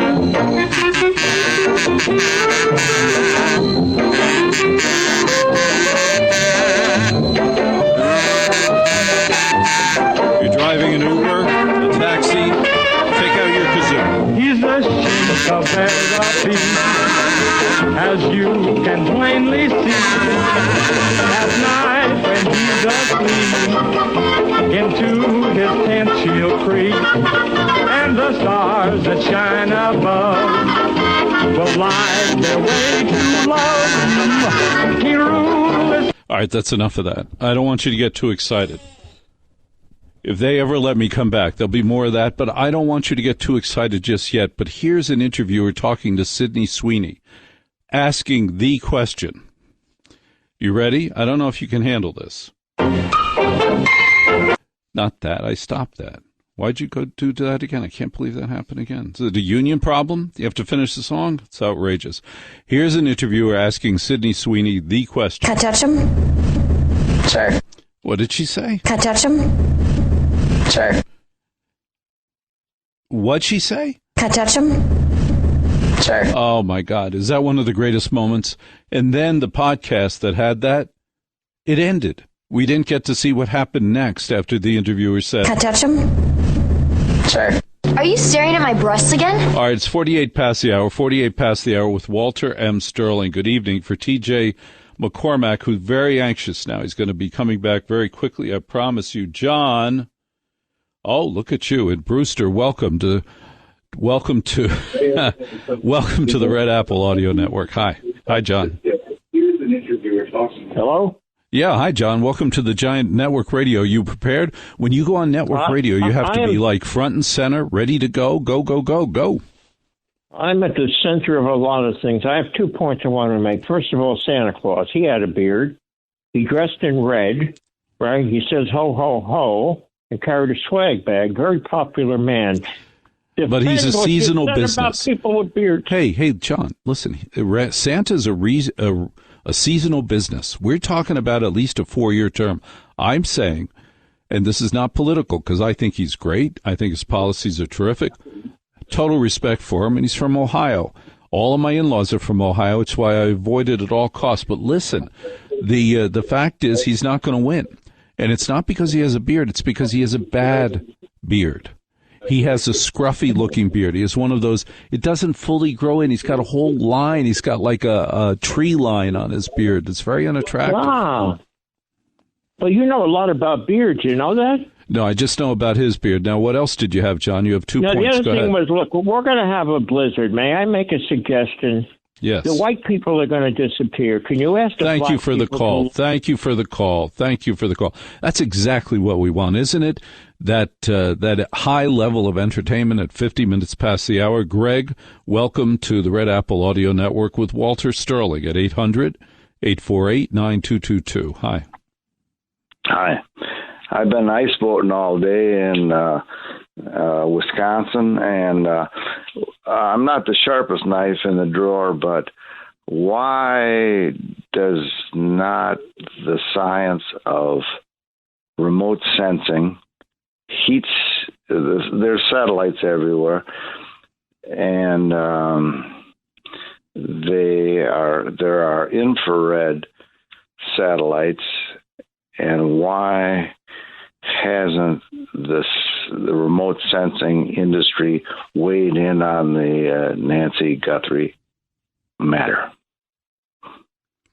Probably because they haven't been asked. It's a really good question, Greg. That even though you've been ice fishing all day and it was completely irrelevant to what you were talking about, it's a very good question as to why all technology has not been used. What scares me most for that poor old woman is that the sheriff announced. Why the hell would you announce that you're going to withdraw resources from this hunt? Yesterday, he announced, I'm pulling in some of my men, some of my resources. We're just not going to be able to spend as much time on this. Now, he's in some obscure Arizona town that nothing's going on, and he's going to pull off some of his men to do what? Give out more parking tickets? This is a mess. And Savannah, poor Savannah's on the air saying, I'm never going to go back to the Today Show. I won't be working anymore. And they've cleared all the relatives. Okay. This is not an obscure place. It's in Arizona, in a wealthy community. Impossible that nobody saw nothing. Oh, wait, we do. We have the Ring camera picture of this woman. We have dry desert. What does that mean? Sneakers, tire marks. I think you probably in half a day with some of your fisher friends could find that woman. What do you think? Voter. I'm hip. There's a million people that make a living with remote sensing, and and there's a million satellites up there. Are you telling me that there's not infrared heats when you turn on your engine on your car? Your hood glows red to these satellites. Are you telling me? No. I agree with you, Greg. You're absolutely right, and I feel it's a tragedy that this woman hasn't been found. Thank you very much for calling the Red Apple Audio Network. Thank you very much. 800-848-9222, 800-848-9222.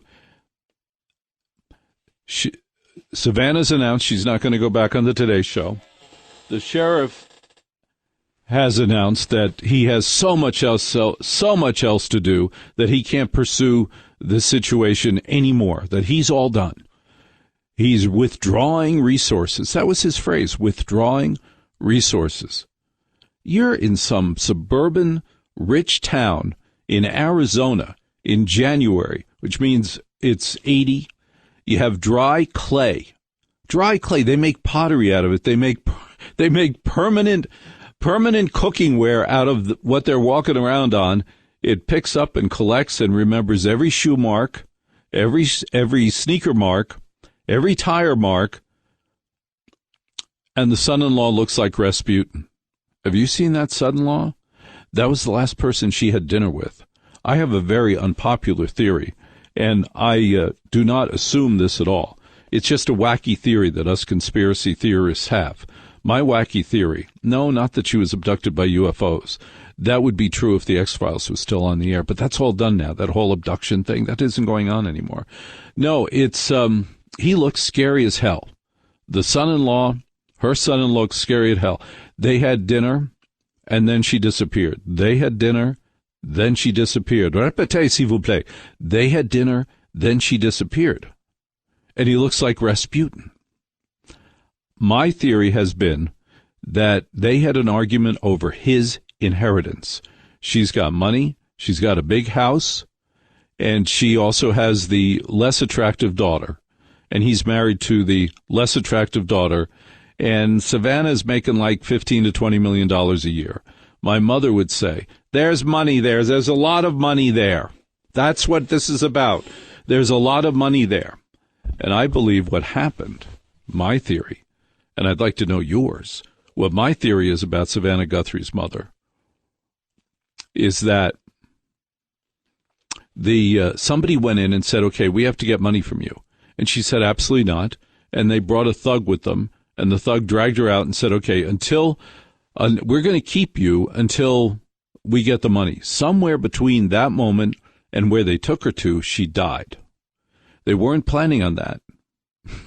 That was not in the plan. I don't believe they meant to kill her. I believe they meant to get $15 million in crypto. And you and I have no idea how to get crypto. Where do you get it? Wait, this came from an imaginary mine by a man whose name we don't know. We don't have his address, not even his zip code. If you and I want to get some crappy product on Temu, we have to give them our zip code, our address. But if you start up crypto, you can do all of this without any information at all, not regulated by the U.S. and the government, not regulated by any government, because nobody knows what the hell it is. If Warren Buffett isn't interested, pay attention. No, I think she was kidnapped for money. They were going to set up a ransom, and she died that night, the first night, or else they would have presented evidence that she was alive. If you want $15 million in crypto and all you have to do is prove that an old lady is alive, she's not going to be moving around a lot. She isn't going to be trying to run away. She's going to be sitting there watching bad cable and, hi, here she is. Here's a picture. Here's what she's saying. Give us the crypto money. They will, and it's done. I believe that she was not killed upon seizing her, that about an hour or two later, either her insulin ran out or her blood pressure medicine ran out. She had a heart attack. She died, poor thing. Terrible way to end your life, right?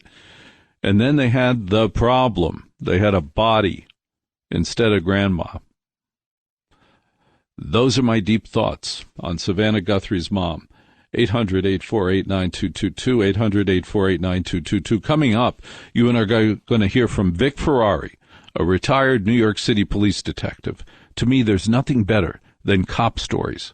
You go to a cop bar, you hear them telling cop stories. I said to one of them, I said to Vic Ferrari, would you please come on my show and start telling cop stories?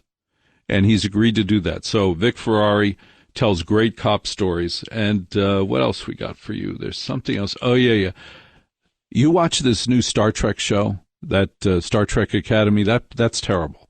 But they also have the general Star Trek arch now about the burn, where half the universe burned up all at once. It happened in America. It actually happened in America, the burn. There was a major event called the burn, and I'll share with you what that did and what it was coming up in just seconds. Walter Sterling for TJ McCormack. This is the Red Apple Audio Network. It's Another Side of Midnight, 77 WABC.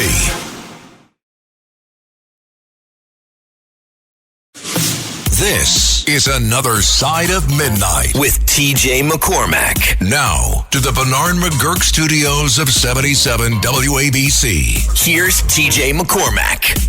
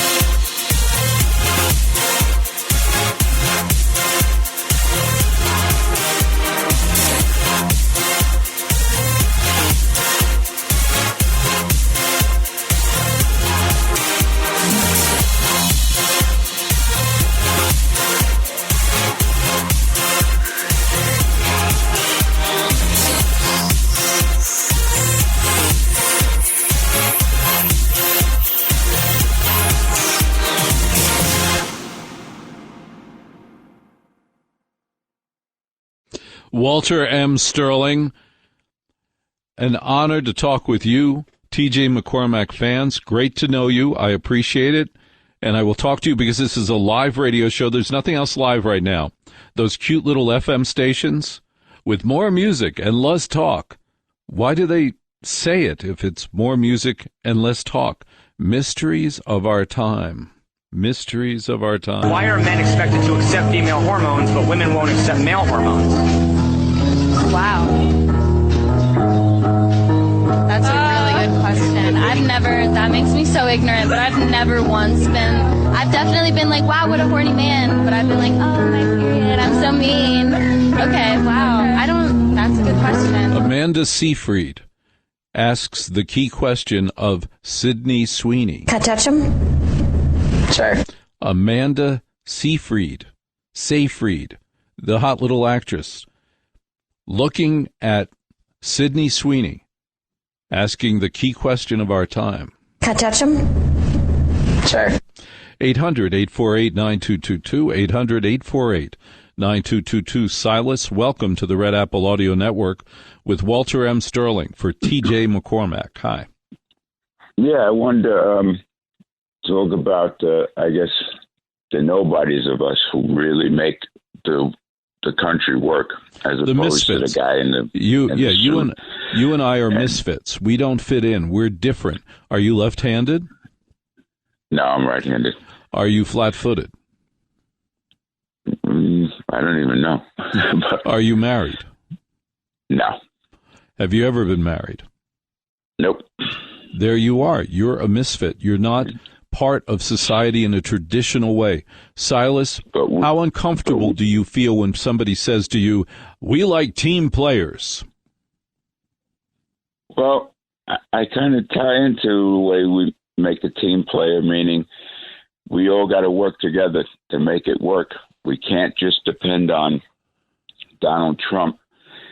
Donald Trump? No, we're not talking about that. That's a lot of nonsense. Nobody cares about that. I care about you and your situation. Well, I'm talking about the way we make America work. Us people out here who do the grunt work. That's are my, you a shout shoveling out snow? to Joaquin because I'm a fellow truck driver. Yeah, are you shoveling? There it is. That's what I needed. I don't need your political speech. I need you to talk to me about being a truck driver. Do you drive an 18-wheeler? No, straight jobs. What does that mean? That's, just a one-unit box truck on one chassis. It's not two. It's not a tractor with a like trailer. A pickup one truck. Straight box. What class 20, license do you 30 have? What class license do you have, Silas? Regular class. In fact, I got to go renew my bus driver license. But is it a C1 license? Is that what you've got? You know what? I got to look at it. What it is now? It's been years ago. But anyway, I want to talk about us as opposed to the suits. Yes. The mandamis may look good, but they can't make the world work. Agree. We need people just like the guy who can fly that jet fighter, and he's a top gun, but there's got to be somebody who builds that jet fighter. And everything has got to be perfect so that when he does his job, it works out perfect. And everything from getting food across this nation to the guy who makes sure that truck runs and gets across the nation. Our enemies knew how to get at us. Instead of going toe-to-toe with us, fighting us, they got an idiot in office, Biden, and he allowed the invasion. So now they got 2 million operatives in this country, which is something we couldn't do because other countries are not stupid enough to let people just walk in. And that's how our enemies work in it. Silas, you're absolutely right. I'm very glad you shared that and expressed it. You're a truck driver. Tremendous respect for you. Hard job. Serious liability issues. Are you a freelance truck driver or do you work for one company? No, I work for myself. How long have you been an independent truck driver? How long have you done it? I got my license at 17, and I've been driving ever since, and now I'm 70. Tremendous work. Thank you for your work. I would say thank you for your service, but it's such a trite phrase. I talk to people in the military, said, do you like that phrase? They go, well, not really, no. But Silas, I like you, and I appreciate your call. Thank you very much for calling 800-848-9222, 800-848-9222 with Walter Sterling for TJ McCormack at 10 minutes past the hour. Bobby in fancy Westchester. Where are you in Westchester? Are you in Scarsdale, some expensive town? How's it going? Yeah, I'm a New Rochelle. Excellent, fabulous, fantastic. Welcome. Yeah. Well, the thing with Nancy Guthrie and everything, I feel the people that took her, and I know there's more than one person, they were either in her house or somebody they know were in her house. They know she lived alone. They were in the house for, 30, 40 minutes? What were they doing? They're probably ransacking the place. They did. Forcing. See, that's the thing, Bobby. There was no robbery. They didn't ransack the house. But that's what they're telling us. Because if there's blood on her, and we don't know what went on, they don't tell us when we're inside that house. They were in that house, even if they're only in there for 15 minutes, they could tear the place upside down. And they were forcing her because they probably think big house, a lot of people have cash in the house, and they wanted the money, and she couldn't produce it because she probably didn't have that kind of money in the house. They took her out of the house. Now, we don't know what goes on, but I do know that there are a lot of electronics out there. There are license plate scanners. There are people who have cameras. There's cameras in her house. There are satellite photos. The cars today have multiple computers that can be tracked and traced right back. Right. You know what I'm saying? So yes, they're telling us. Yes. Yeah, but they're not telling us everything. That's what I'm telling you. They're not telling us everything because they're holding back because her safety comes first. That's the way they're looking at it, and that's the way they can only look at it. Because let's face it, that camera, which shows that guy on that camera, you're not telling me that there aren't people who just his body movements, people don't know who that might be. They've gotten tips. They're just holding back. And eventually we'll find out, what the end result is. Hopefully she comes back. Bobby, I appreciate the call. Thank you very much for calling from Westchester. Very fancy. Robert, welcome to the Red Apple Audio Network. 800-848-9222. Walter M. Sterling for TJ McCormack. Robert, this is your time to become the media. You go on the air, you're the media. Go. Good morning, Walter. Good morning. I haven't heard any mention of the presence or absence of fingerprints on or inside of the gloves. It's very easy to get fingerprints on gloves, taking them off, putting them on, or even inside the fingers. You're right, OJ. Good point. Yeah. Well, I'm wondering, that's like a key piece of evidence that I haven't heard anything, comment, or statement about. That's kind of strange to me. It is kind of strange, and I thank you for the call. Thanks very much for calling 800-848-9222. Walter Sterling for TJ McCormack. There's a great retired New York City police detective, brilliant author, funny as hell, looks at the humorous side of New York City police work, a retired detective. You have to be retired to tell these stories. I'd like to tell a story from my days as working as a detective in the NYPD's Auto Crime Division. When I first got to my office, there were several teams, and each team had a sergeant. And the place ran like a Swiss clock, except there was one sergeant and one team who was in everybody's business. He wanted to know if you were making arrests or doing search warrants. He didn't want you or your team to look better than his team, so he would always throw roadblocks out there to slow you down. And after a while, there was some pushback, but at the end of the day, the guy's a sergeant. And my sergeant was a nice guy and really didn't want to butt heads with the guy. So one day a detective in another team came up to me, and this is just before Christmas, and he said, "You're not going to believe this, but I just found something out about this sergeant." And what he told me was this guy was a soccer coach in his spare time for his kid's soccer team in upstate New York, and the guy had a big mouth. And apparently during one of these soccer games or practices, this sergeant got loud or got in the face of some woman. Well, the woman went home and told her husband, and the husband and her brother showed up at soccer practice the next day, chased the sergeant around the soccer field, beat the crap out of him, and broke his wrist. So when I heard the story, we couldn't stop laughing, and this was a year prior to me getting there, but still, Now we knew about it. So my office always had a little Christmas tree where guys would put gag gifts underneath the tree. And they were funny, mocking other guys and what have you. So me and another detective came up with the idea. We got a hold of a soccer ball. We wrapped an ace bandage around it and put Band-Aids all over it. And we put it underneath the tree. Now, we didn't want to get caught because this guy was a real vindictive guy. So what we did was we signed out with everybody else on a Friday, went out for a couple of beers, came back to the office later that night when no one was around and put the soccer ball under the tree. I took off the following Monday and my phone is ringing off the hook. So finally I pick up and it's my Confederate and I go, "What's up?" He goes, "You don't hear him?" And in the background I can hear this sergeant screaming, "Who did this? There's going to be hell to pay for this." And I said, "What happened?" He goes, "Well, we all came into the office. He came in, he sat down, he looked at the soccer ball and he goes, 'What the hell is this?' He walked over, picked it up, put 2 and 2 together and, he lost his mind." I go, "Well, don't give yourself up." He goes, No. He goes, "He does suspect us." He goes, "But he can't prove it." He goes, "But our sergeant's already laying cover for us because he said they signed out at 6 o'clock on Friday with everybody else." But we both lived within driving distance of the office, so it was pretty obvious that we did it. So you never know what's going to happen in an NYPD precinct with all the personalities. And for more behind the scenes NYPD stories, be sure to pick up my new book, NYPD Behind the Blue Wall of Silence. Walter Sterling, Red Apple Audio Network. How do you do what you do to me? I wish I knew. If I knew how you do it to me, I'd do it to you. How do you do what you do to me? I am feeling blue. Wish I knew how you do it to me, but I haven't a clue. Give me a feeling in my heart, like an arrow passing through it.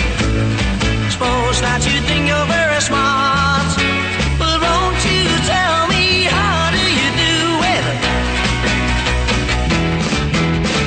How do you do what you do to me? If I only knew, then perhaps you'd fall for me like I fell for you.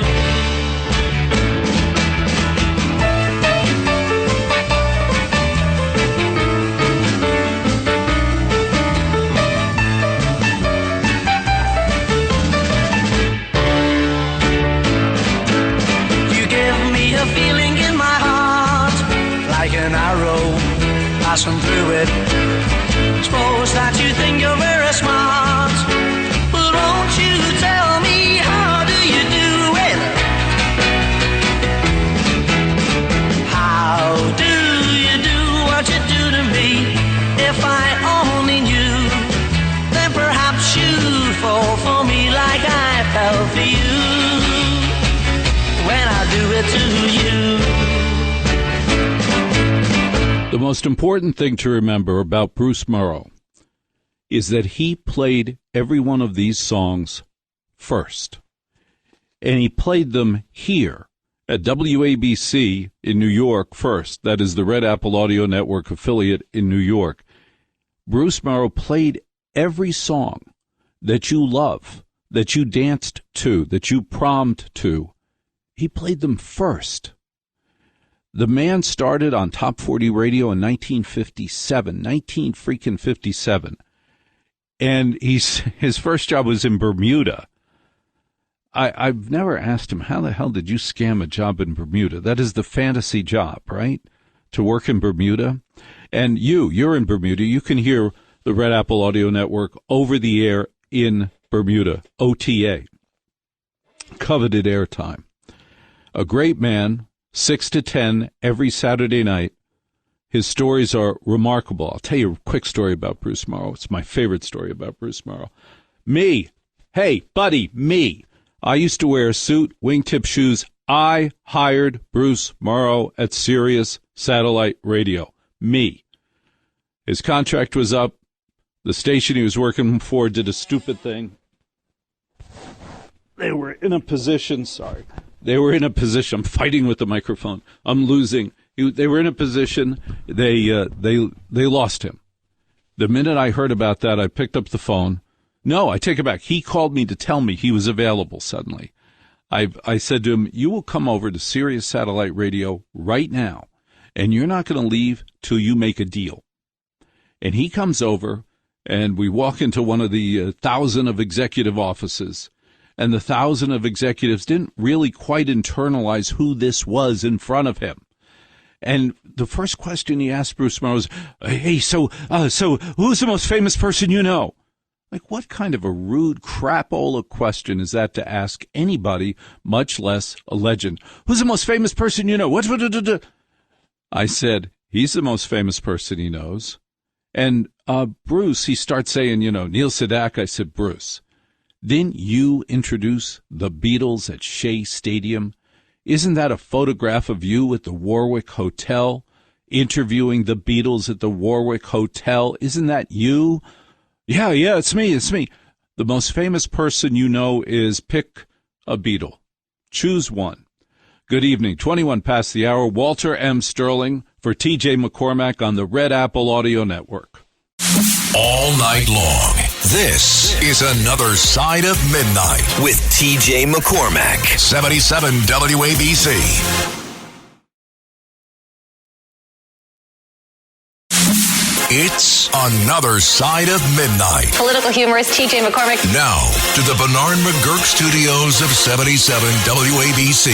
Here's TJ McCormack.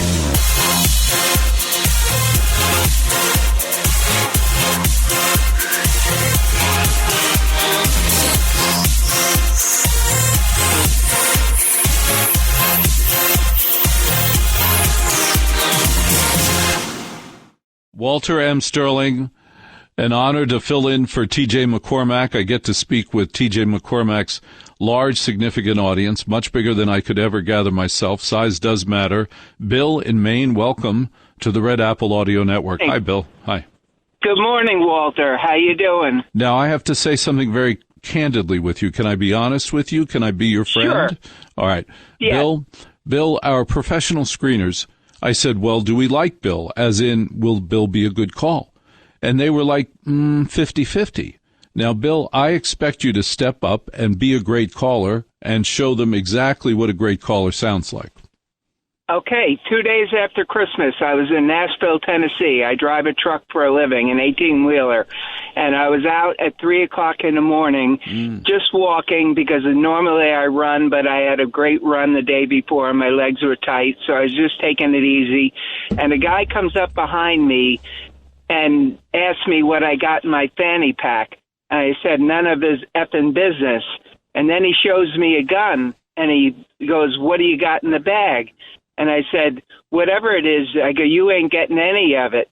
And he hits me in the head with the gun, and all the bullets fall out of his gun. And I thought about kicking the crap out of him right then, but realized that a lot of times there's one bullet left in the chamber, and I didn't want to get shot. So I took off, called the cops. They went out and got him. I ended up being taken to the hospital, got 3 stitches in my ear, and they also put glue on my ear to stop the bleeding. Didn't lose consciousness or anything, but the cop told me that the highest rate of crime in the country is in Memphis, Tennessee. I wasn't in Memphis. I was in Nashville. But have you been to Memphis? Have you ever been to Memphis? No, I have not. And Bill, what is the end of this story? Well, nothing really. I probably should have kicked the crap out of him right then because I know I could take him. He was about 4 inches shorter than me, and I'm very strong at 68 years old. Now, okay, we have to talk about this, Bill. This is very, very important. Listen to Walter Sterling. I don't understand why people over 60 feel compelled to announce their age. When I get 20 and 30-year-olds, which is what most of the calls are, they do not announce their age. And thank you very much for calling.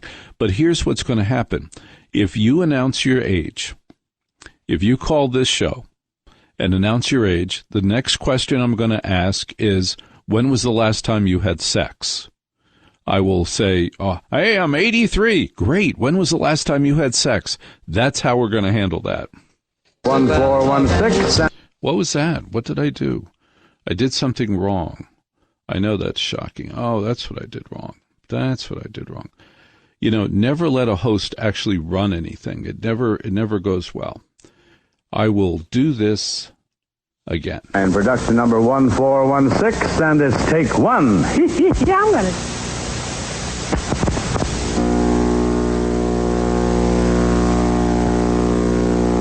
Stand by. And 5, 4, 3, 2, 1. On the music, John. Push Get in. ready to match the stars for Charlie's Angels, David Doyle. And put in 2.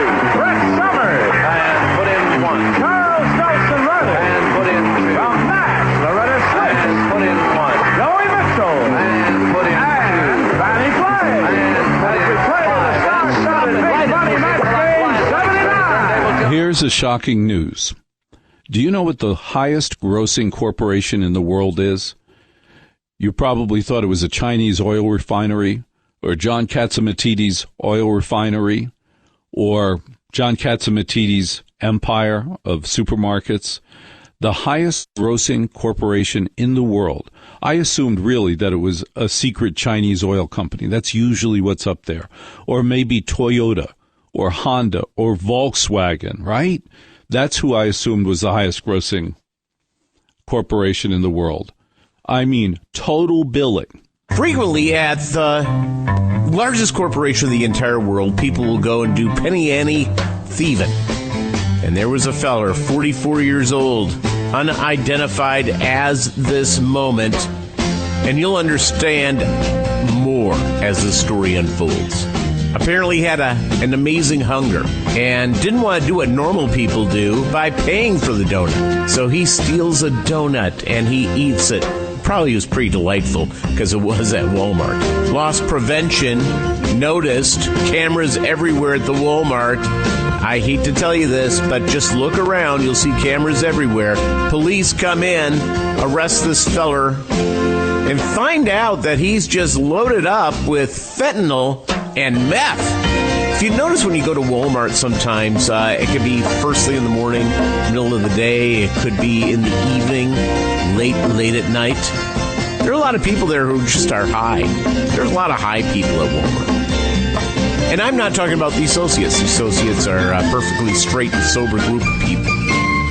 The arrest, according to the wonderful people at the Mount Juliet Police Department in suburban Nashville, the arrest is a reminder of how theft calls can lead us to other crimes, where dangerous drugs are located and removed from our community. Thank you to Walmart, your vigilant team. I'm just going to tell you something. You don't want to leave your meth and fentanyl like in the car, in the passenger seat. You got to take it inside the store. You've got to be able to go and do those things. That being said, it's best for you to deliver the meth and the fentanyl to where it's going. You're going to get paid. Life's good. And at your local Walmart, you can find many of the ingredients necessary to make your own meth, just at home, like brewing beer. For the people of Walmart, this is Velo Hool. All right, I'm Walter M. Sterling. 800-848-9222, 800-848-9222. It's stunning to me that Walmart is the highest grossing corporation in the world, and yet you spend most of your life doing whatever you have to do to not go into a Walmart. How much of your day do you spend thinking, I'm not going into the Walmart? Today, I'm just not going to do it. And then you decide, I'm going to use their Walmart delivery.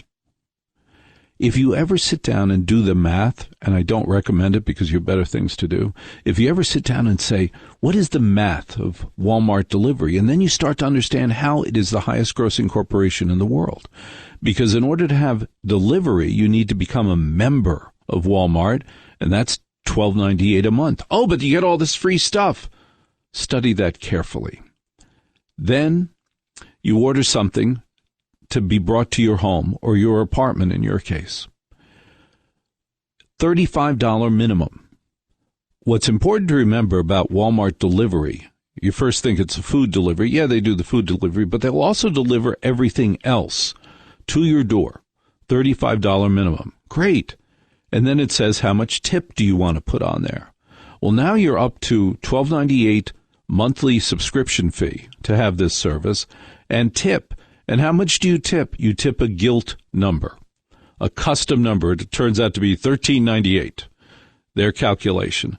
And then you're going to click the button that says custom, and you're going to weasel it down to $10 and feel terrible. But that $10 on a $35 order, that $35 tip, the $5 tip on a $35 order, which, by the way, cannot be covered with food stamps or your OTB or your Medicaid thing. You have to use real cash for the tip. You've wiped out your savings. You've wiped out the discount with the tip. And then you get it delivered. Well, what do you see there? You have paid the employee, not Walmart, and you've paid a subscription fee, which you really shouldn't have had to pay, and you have a $35 minimum order. And that's why it's the highest grossing corporation in the world. 800-848-9222, 800-848-9222. Pamela, every Pamela I've ever known is beautiful. Welcome to the Red Apple Audio Network, Pamela. Oh, I won't argue with that. You got it. And it's so true. All of these sign-ons are just like one big pyramid scam. Yes. And I want my 7 cents back that I've been ripped off from 3 different places because, the penny isn't produced anymore. So they're making 7 cents on me and multiply that by millions. They're making good money off of this penny scam. Now, Pamela, stop. Please stop. Tell me about this scam. This is one of the few scams that I have been protected from. I'm not aware of. Tell me about this penny scam, Pam.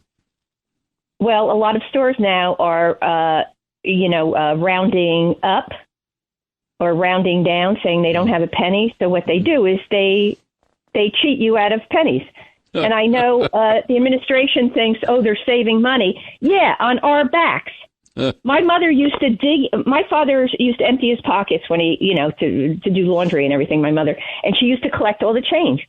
And I learned at a very early age, having Depression-era parents, that change matters. And my father was a great mechanic. He could fix anything. So he always had used cars that he fixed. And he said to my mother, before I die, I want to get a brand new car. I want to know what that feels like. So my mother brought out the coffee can with all the change she gathered over the years and had enough for a new car. And yes. The government is telling us, the pennies don't matter. Meanwhile, the stores are collecting every time you go shopping. And of course, if you so-called pay with cash. But even now, a lot of the places are charging the surcharge on credit cards. So we're getting ripped off, and everybody is telling us, oh, no, it's great. We're saving money. Yeah, I haven't seen that money. Just like education never saw the money from Atlantic City. Yeah, I'm from Jersey, buddy. I know what's going on. Well, I'm glad you mentioned about Atlantic City. That is one of my very favorite scams. Let me bring the rest of America up to speed because this is an astonishing thing. Atlantic City, casino licensing in Atlantic City was accepted and approved on the premise that those profits, those taxes on those casinos would be used to improve the state of New Jersey education, and it would go to eliminate the slums in Atlantic City. Well, there was a line we missed. Yes, it went to eliminate our ability to see the slums in Atlantic City, because what they did, you know this, Pam, but what they did is they built these 25-foot walls on the main highway into Atlantic City. On either side of the highway, you can't see Atlantic City when you drive into Atlantic City. They have hidden it behind 25-foot high barrier walls that protect us from seeing the slums. Have the slums been eliminated? No. Are the school systems better in New Jersey or in Atlantic City? No. Right, Pam? This was some scam. I tell you, nobody does it like Jersey, and the rumor has it that they keep Trenton, the capital down there in Trenton, so that most of New Jersey don't know what's going on. And it's so true. And these halfwits in New Jersey voted another Democrat in. This is such an idiotic state. It's just so weird. Pam, it was interesting today. You hear Governor Hochul in New York State tell the citizens of the state, love her or hate her, tell the citizens of the state, we're going to have a blizzard. I don't want any nonsense. We're going to clear the roads. It'll be taken care of. We bought new equipment, but don't go out. Don't get in their way. Don't get in the way of the snowplows. Don't be a jerk. Basically, she kept saying that. We're New Yorkers. We'll take care of each other. Just don't be stupid. All right, that's a real governor. The new governor of New Jersey, she's like, well, there's going to be some snow, and I hope you stay home. And that's not right. Did you hear her? She was so pathetic, Pam. You're the best. Thank you so much for calling 800-848-9222, 800-848-9222. Hello, Fred. Welcome to the Big Apple Radio. Now, I hate you. You're in Florida? Yes, sir. Good morning. Where in Florida? Fred. St. Petersburg. Oh, wonderful place. Good for you. What's going on, Fred? Tell me. It's nice down here. Yes, sir. I'm a retired 18-wheeler, and I could tell you a story about Walmart. When I was driving early on, it was when Walmart first started becoming big, and I remember they'd advertise American-made products. I don't know how old you are, but if you remember some of those ads for Walmart, way back in the day, they advertised that everything was made in America. Well, one time I picked up a load in New Jersey, and I went in to use the bathroom in this factory. Not a factory, but they were taking containers off the ship and unloading them there. And I went in, and there was a long table with a bunch of people on it, and they were taking these picture frames out of these boxes that had Chinese writing on them and putting them in little boxes that had American flags on them. And then I took them to I took them to a Walmart distribution center. I forget where, but probably Arkansas back then, because they started out there. Yeah, anyway, that's my story. But that goes to show corporations will do about anything.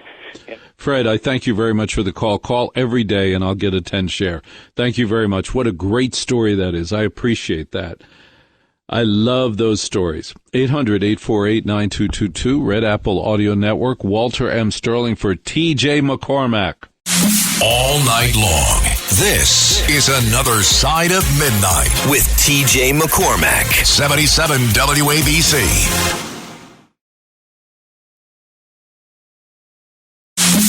It's Another Side of Midnight. Political humorist TJ McCormack. Now, to the Bernard McGurk studios of 77 WABC.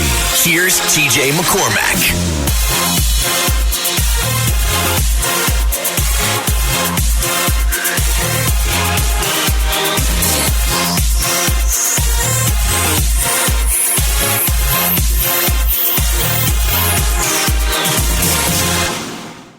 Walter M. Sterling, filling in for TJ McCormack, Another Side of Midnight. Welcome. This is the Red Apple Audio Network. And no, I don't believe anybody's going to get a big CEO job or president of the United States if they have a scraggly beard. I don't know if anybody's told you this. Goatee, facial hair, the industry is very conservative. They're just going to think you're a goofball potentially, or whatever. And I have facial hair. I don't care, but it's my own. I run my own business. But if I was interviewing for investment banking and for finance, this would all come off. And that goes along with the photo as well. Go clean shaven, get the photo done. Once you get the job, do whatever the hell you want. So people get weird about telling you that, but I'm telling you, people are going to judge you on that. So why even let it be a thing? It's the Trojan horse factor. Look the part of the job you want. You're looking for a job, you're trying job interviews, dress, study the company. Study, what does the president of the company wear? What does she wear? Look like her in the job interview, you will get the job. Then once you're in there, take out the septum ring, the tattoos, no problem. But first, get the job. It's very important also when doing a show like this at this hour. You and I are going to spend a lot of time on conspiracy theories because, frankly, there's nothing more entertaining. I distinguish between the deep state, which is the Vatican, the Rothschilds, and the Chabad Jews. And then they use the Freemasons and the Knights of Malta as fixers, and they use the City of London, Wall Street, central banks as managers. That's the deep state.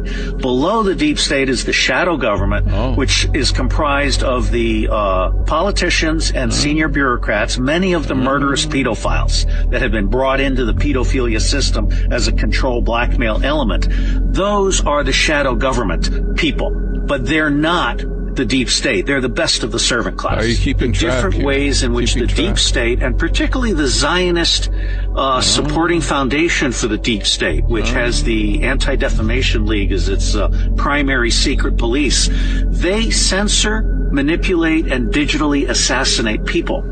And the reason they do this is because those people are getting close to the truth. Yeah. And production number 1416, and it's take one. Yeah, I'm gonna.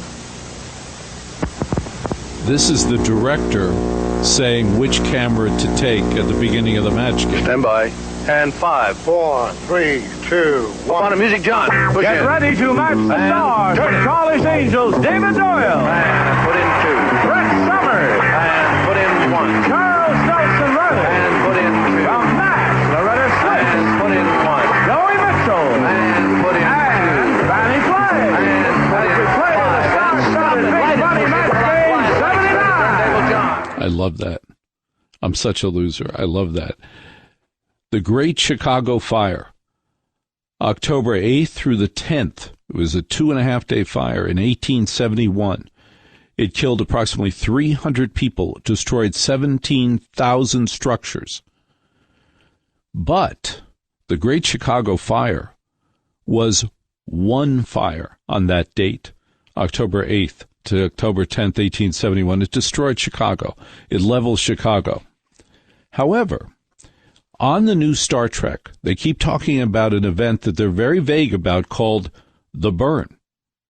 And apparently what the burn was it destroyed most of Starfleet, it destroyed the Federation, it destroyed planets within the Federation, and they had to start their civilization from scratch.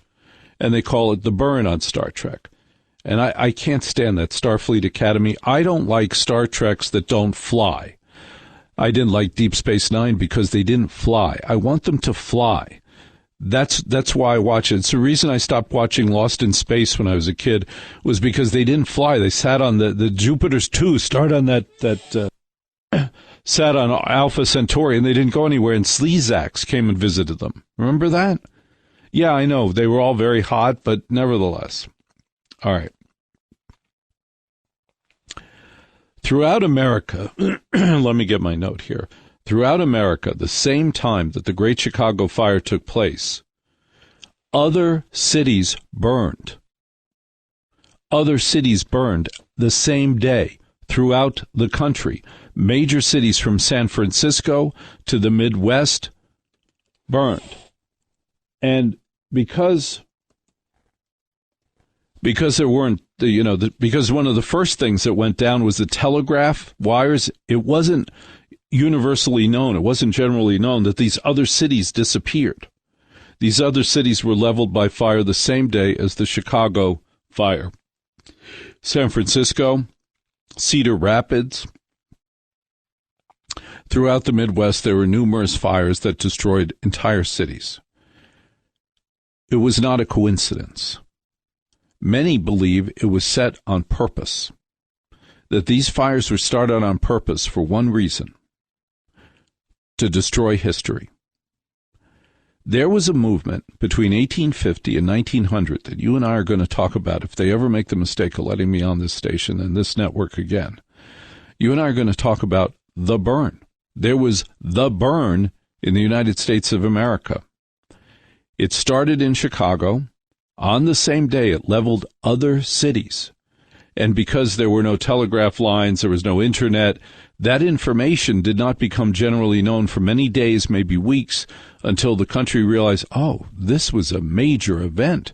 Was this a coincidence? It was no coincidence. There were extraordinary atmospheric conditions that caused all of these cities to catch on fire at once, or were there? Were they set on purpose? Between 1850 and 1900, our country went through extraordinary change because of the Civil War. I want you to think about a person born 10 years before the Civil War, and they lived for 90 years. They lived till about 1950. From right before the Civil War to 1950, that person saw the Civil War, the Spanish-American War, World War I, and World War II, and the Korean War.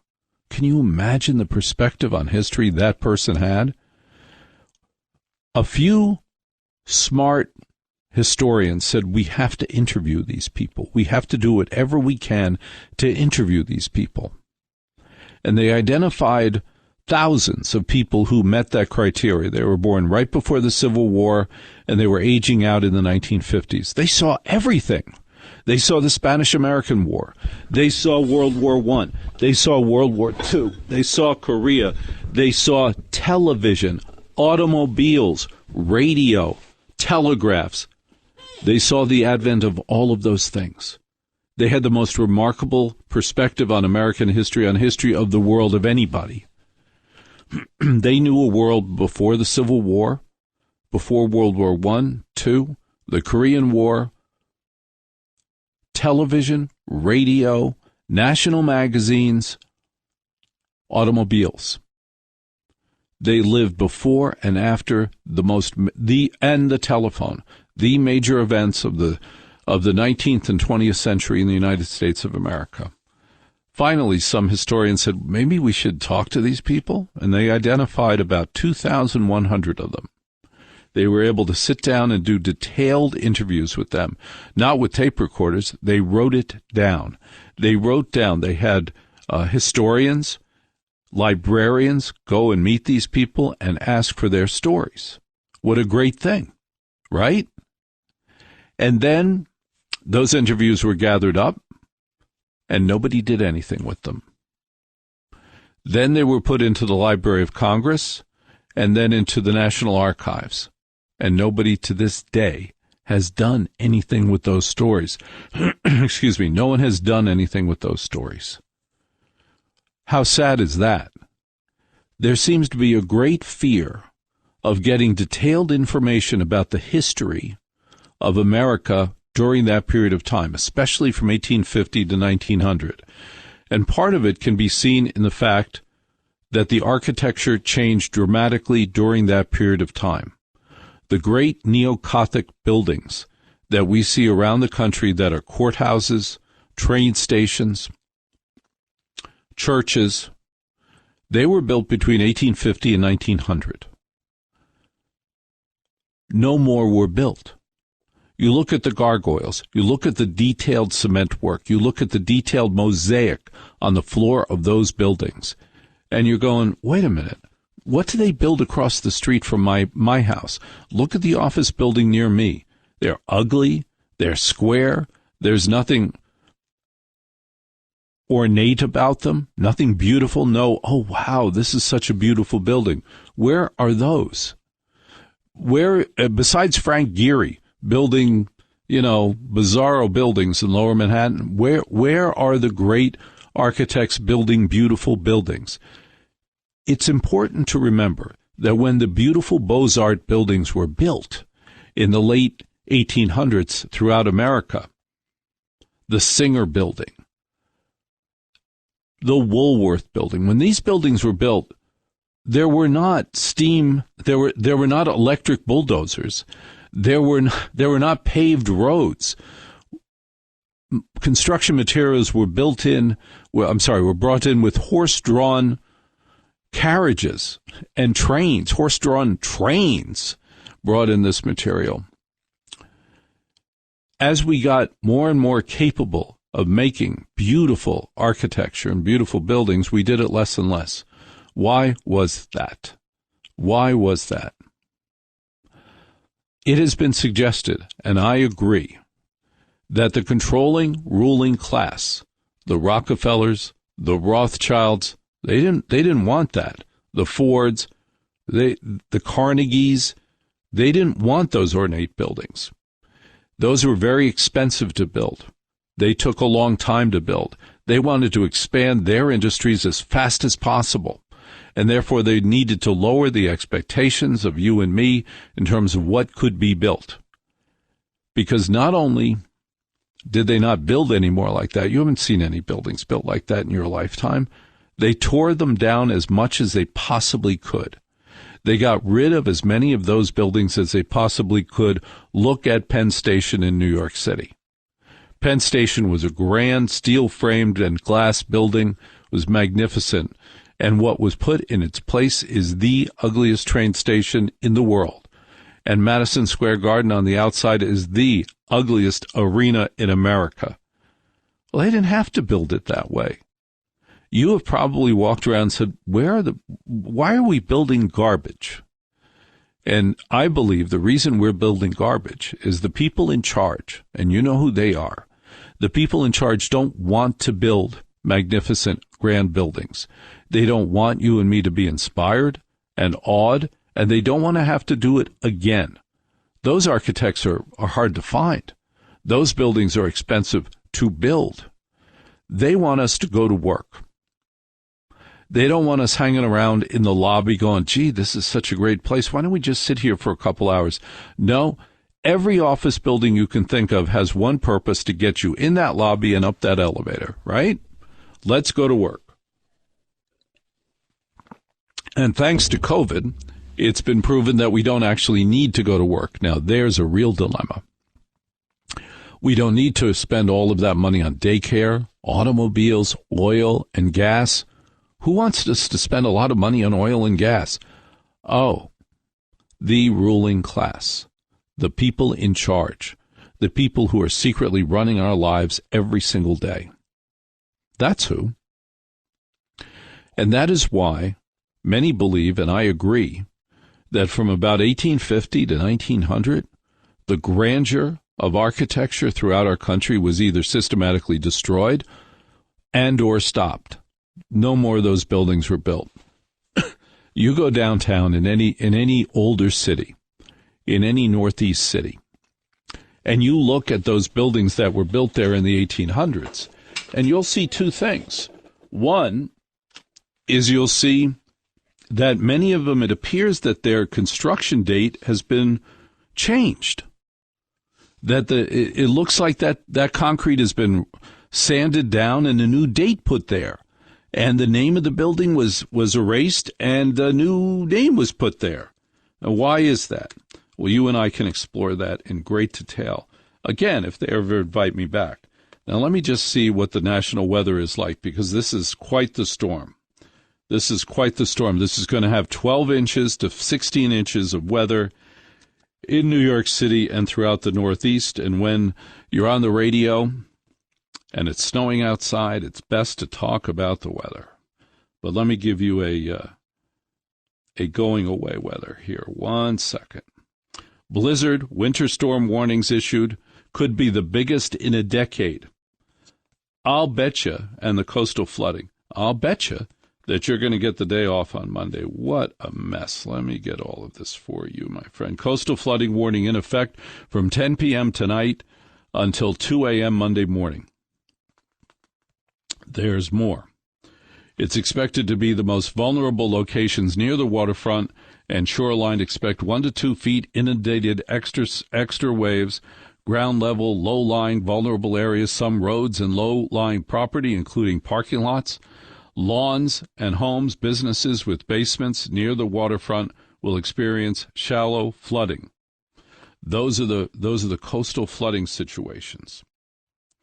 We're expecting 12 to 18 inches of snow in New York City, Boston, throughout the great Northeast. This is a nor'easter. When the governor of New York gets up there and screams and says, stay home, don't do anything, she said, watch the Winter Olympics. There's nothing I want to do less than watch the Winter Olympics, but she actually made it sound appealing. Whereas the governor of New Jersey goes, well, you know, we're going to probably get some snow. Like, what? Be a governor. Be in charge. Tell us what the situation is. Blizzard conditions, day and a half, Probably the airports will be closed for a couple hours. Probably the schools will be closed. Severe conditions, weather conditions tonight and tomorrow. Walter M. Sterling, the Red Apple Audio Network. It's Another Side of Midnight, 77 WABC. Every week, the Payne family cuts straight to the real financial story. The one question, Bob, everyone's asking is, are we in an artificial intelligence bubble? You've been through boom and busts. What do you think? No hype, no myths. Just what actually matters to your money. Does feel very similar to what we experienced in the 90s. Where are we, though? Are we in 1995, 1997, 1999? Listen to the Pain Points of Wealth on the Red Apple Podcast Network.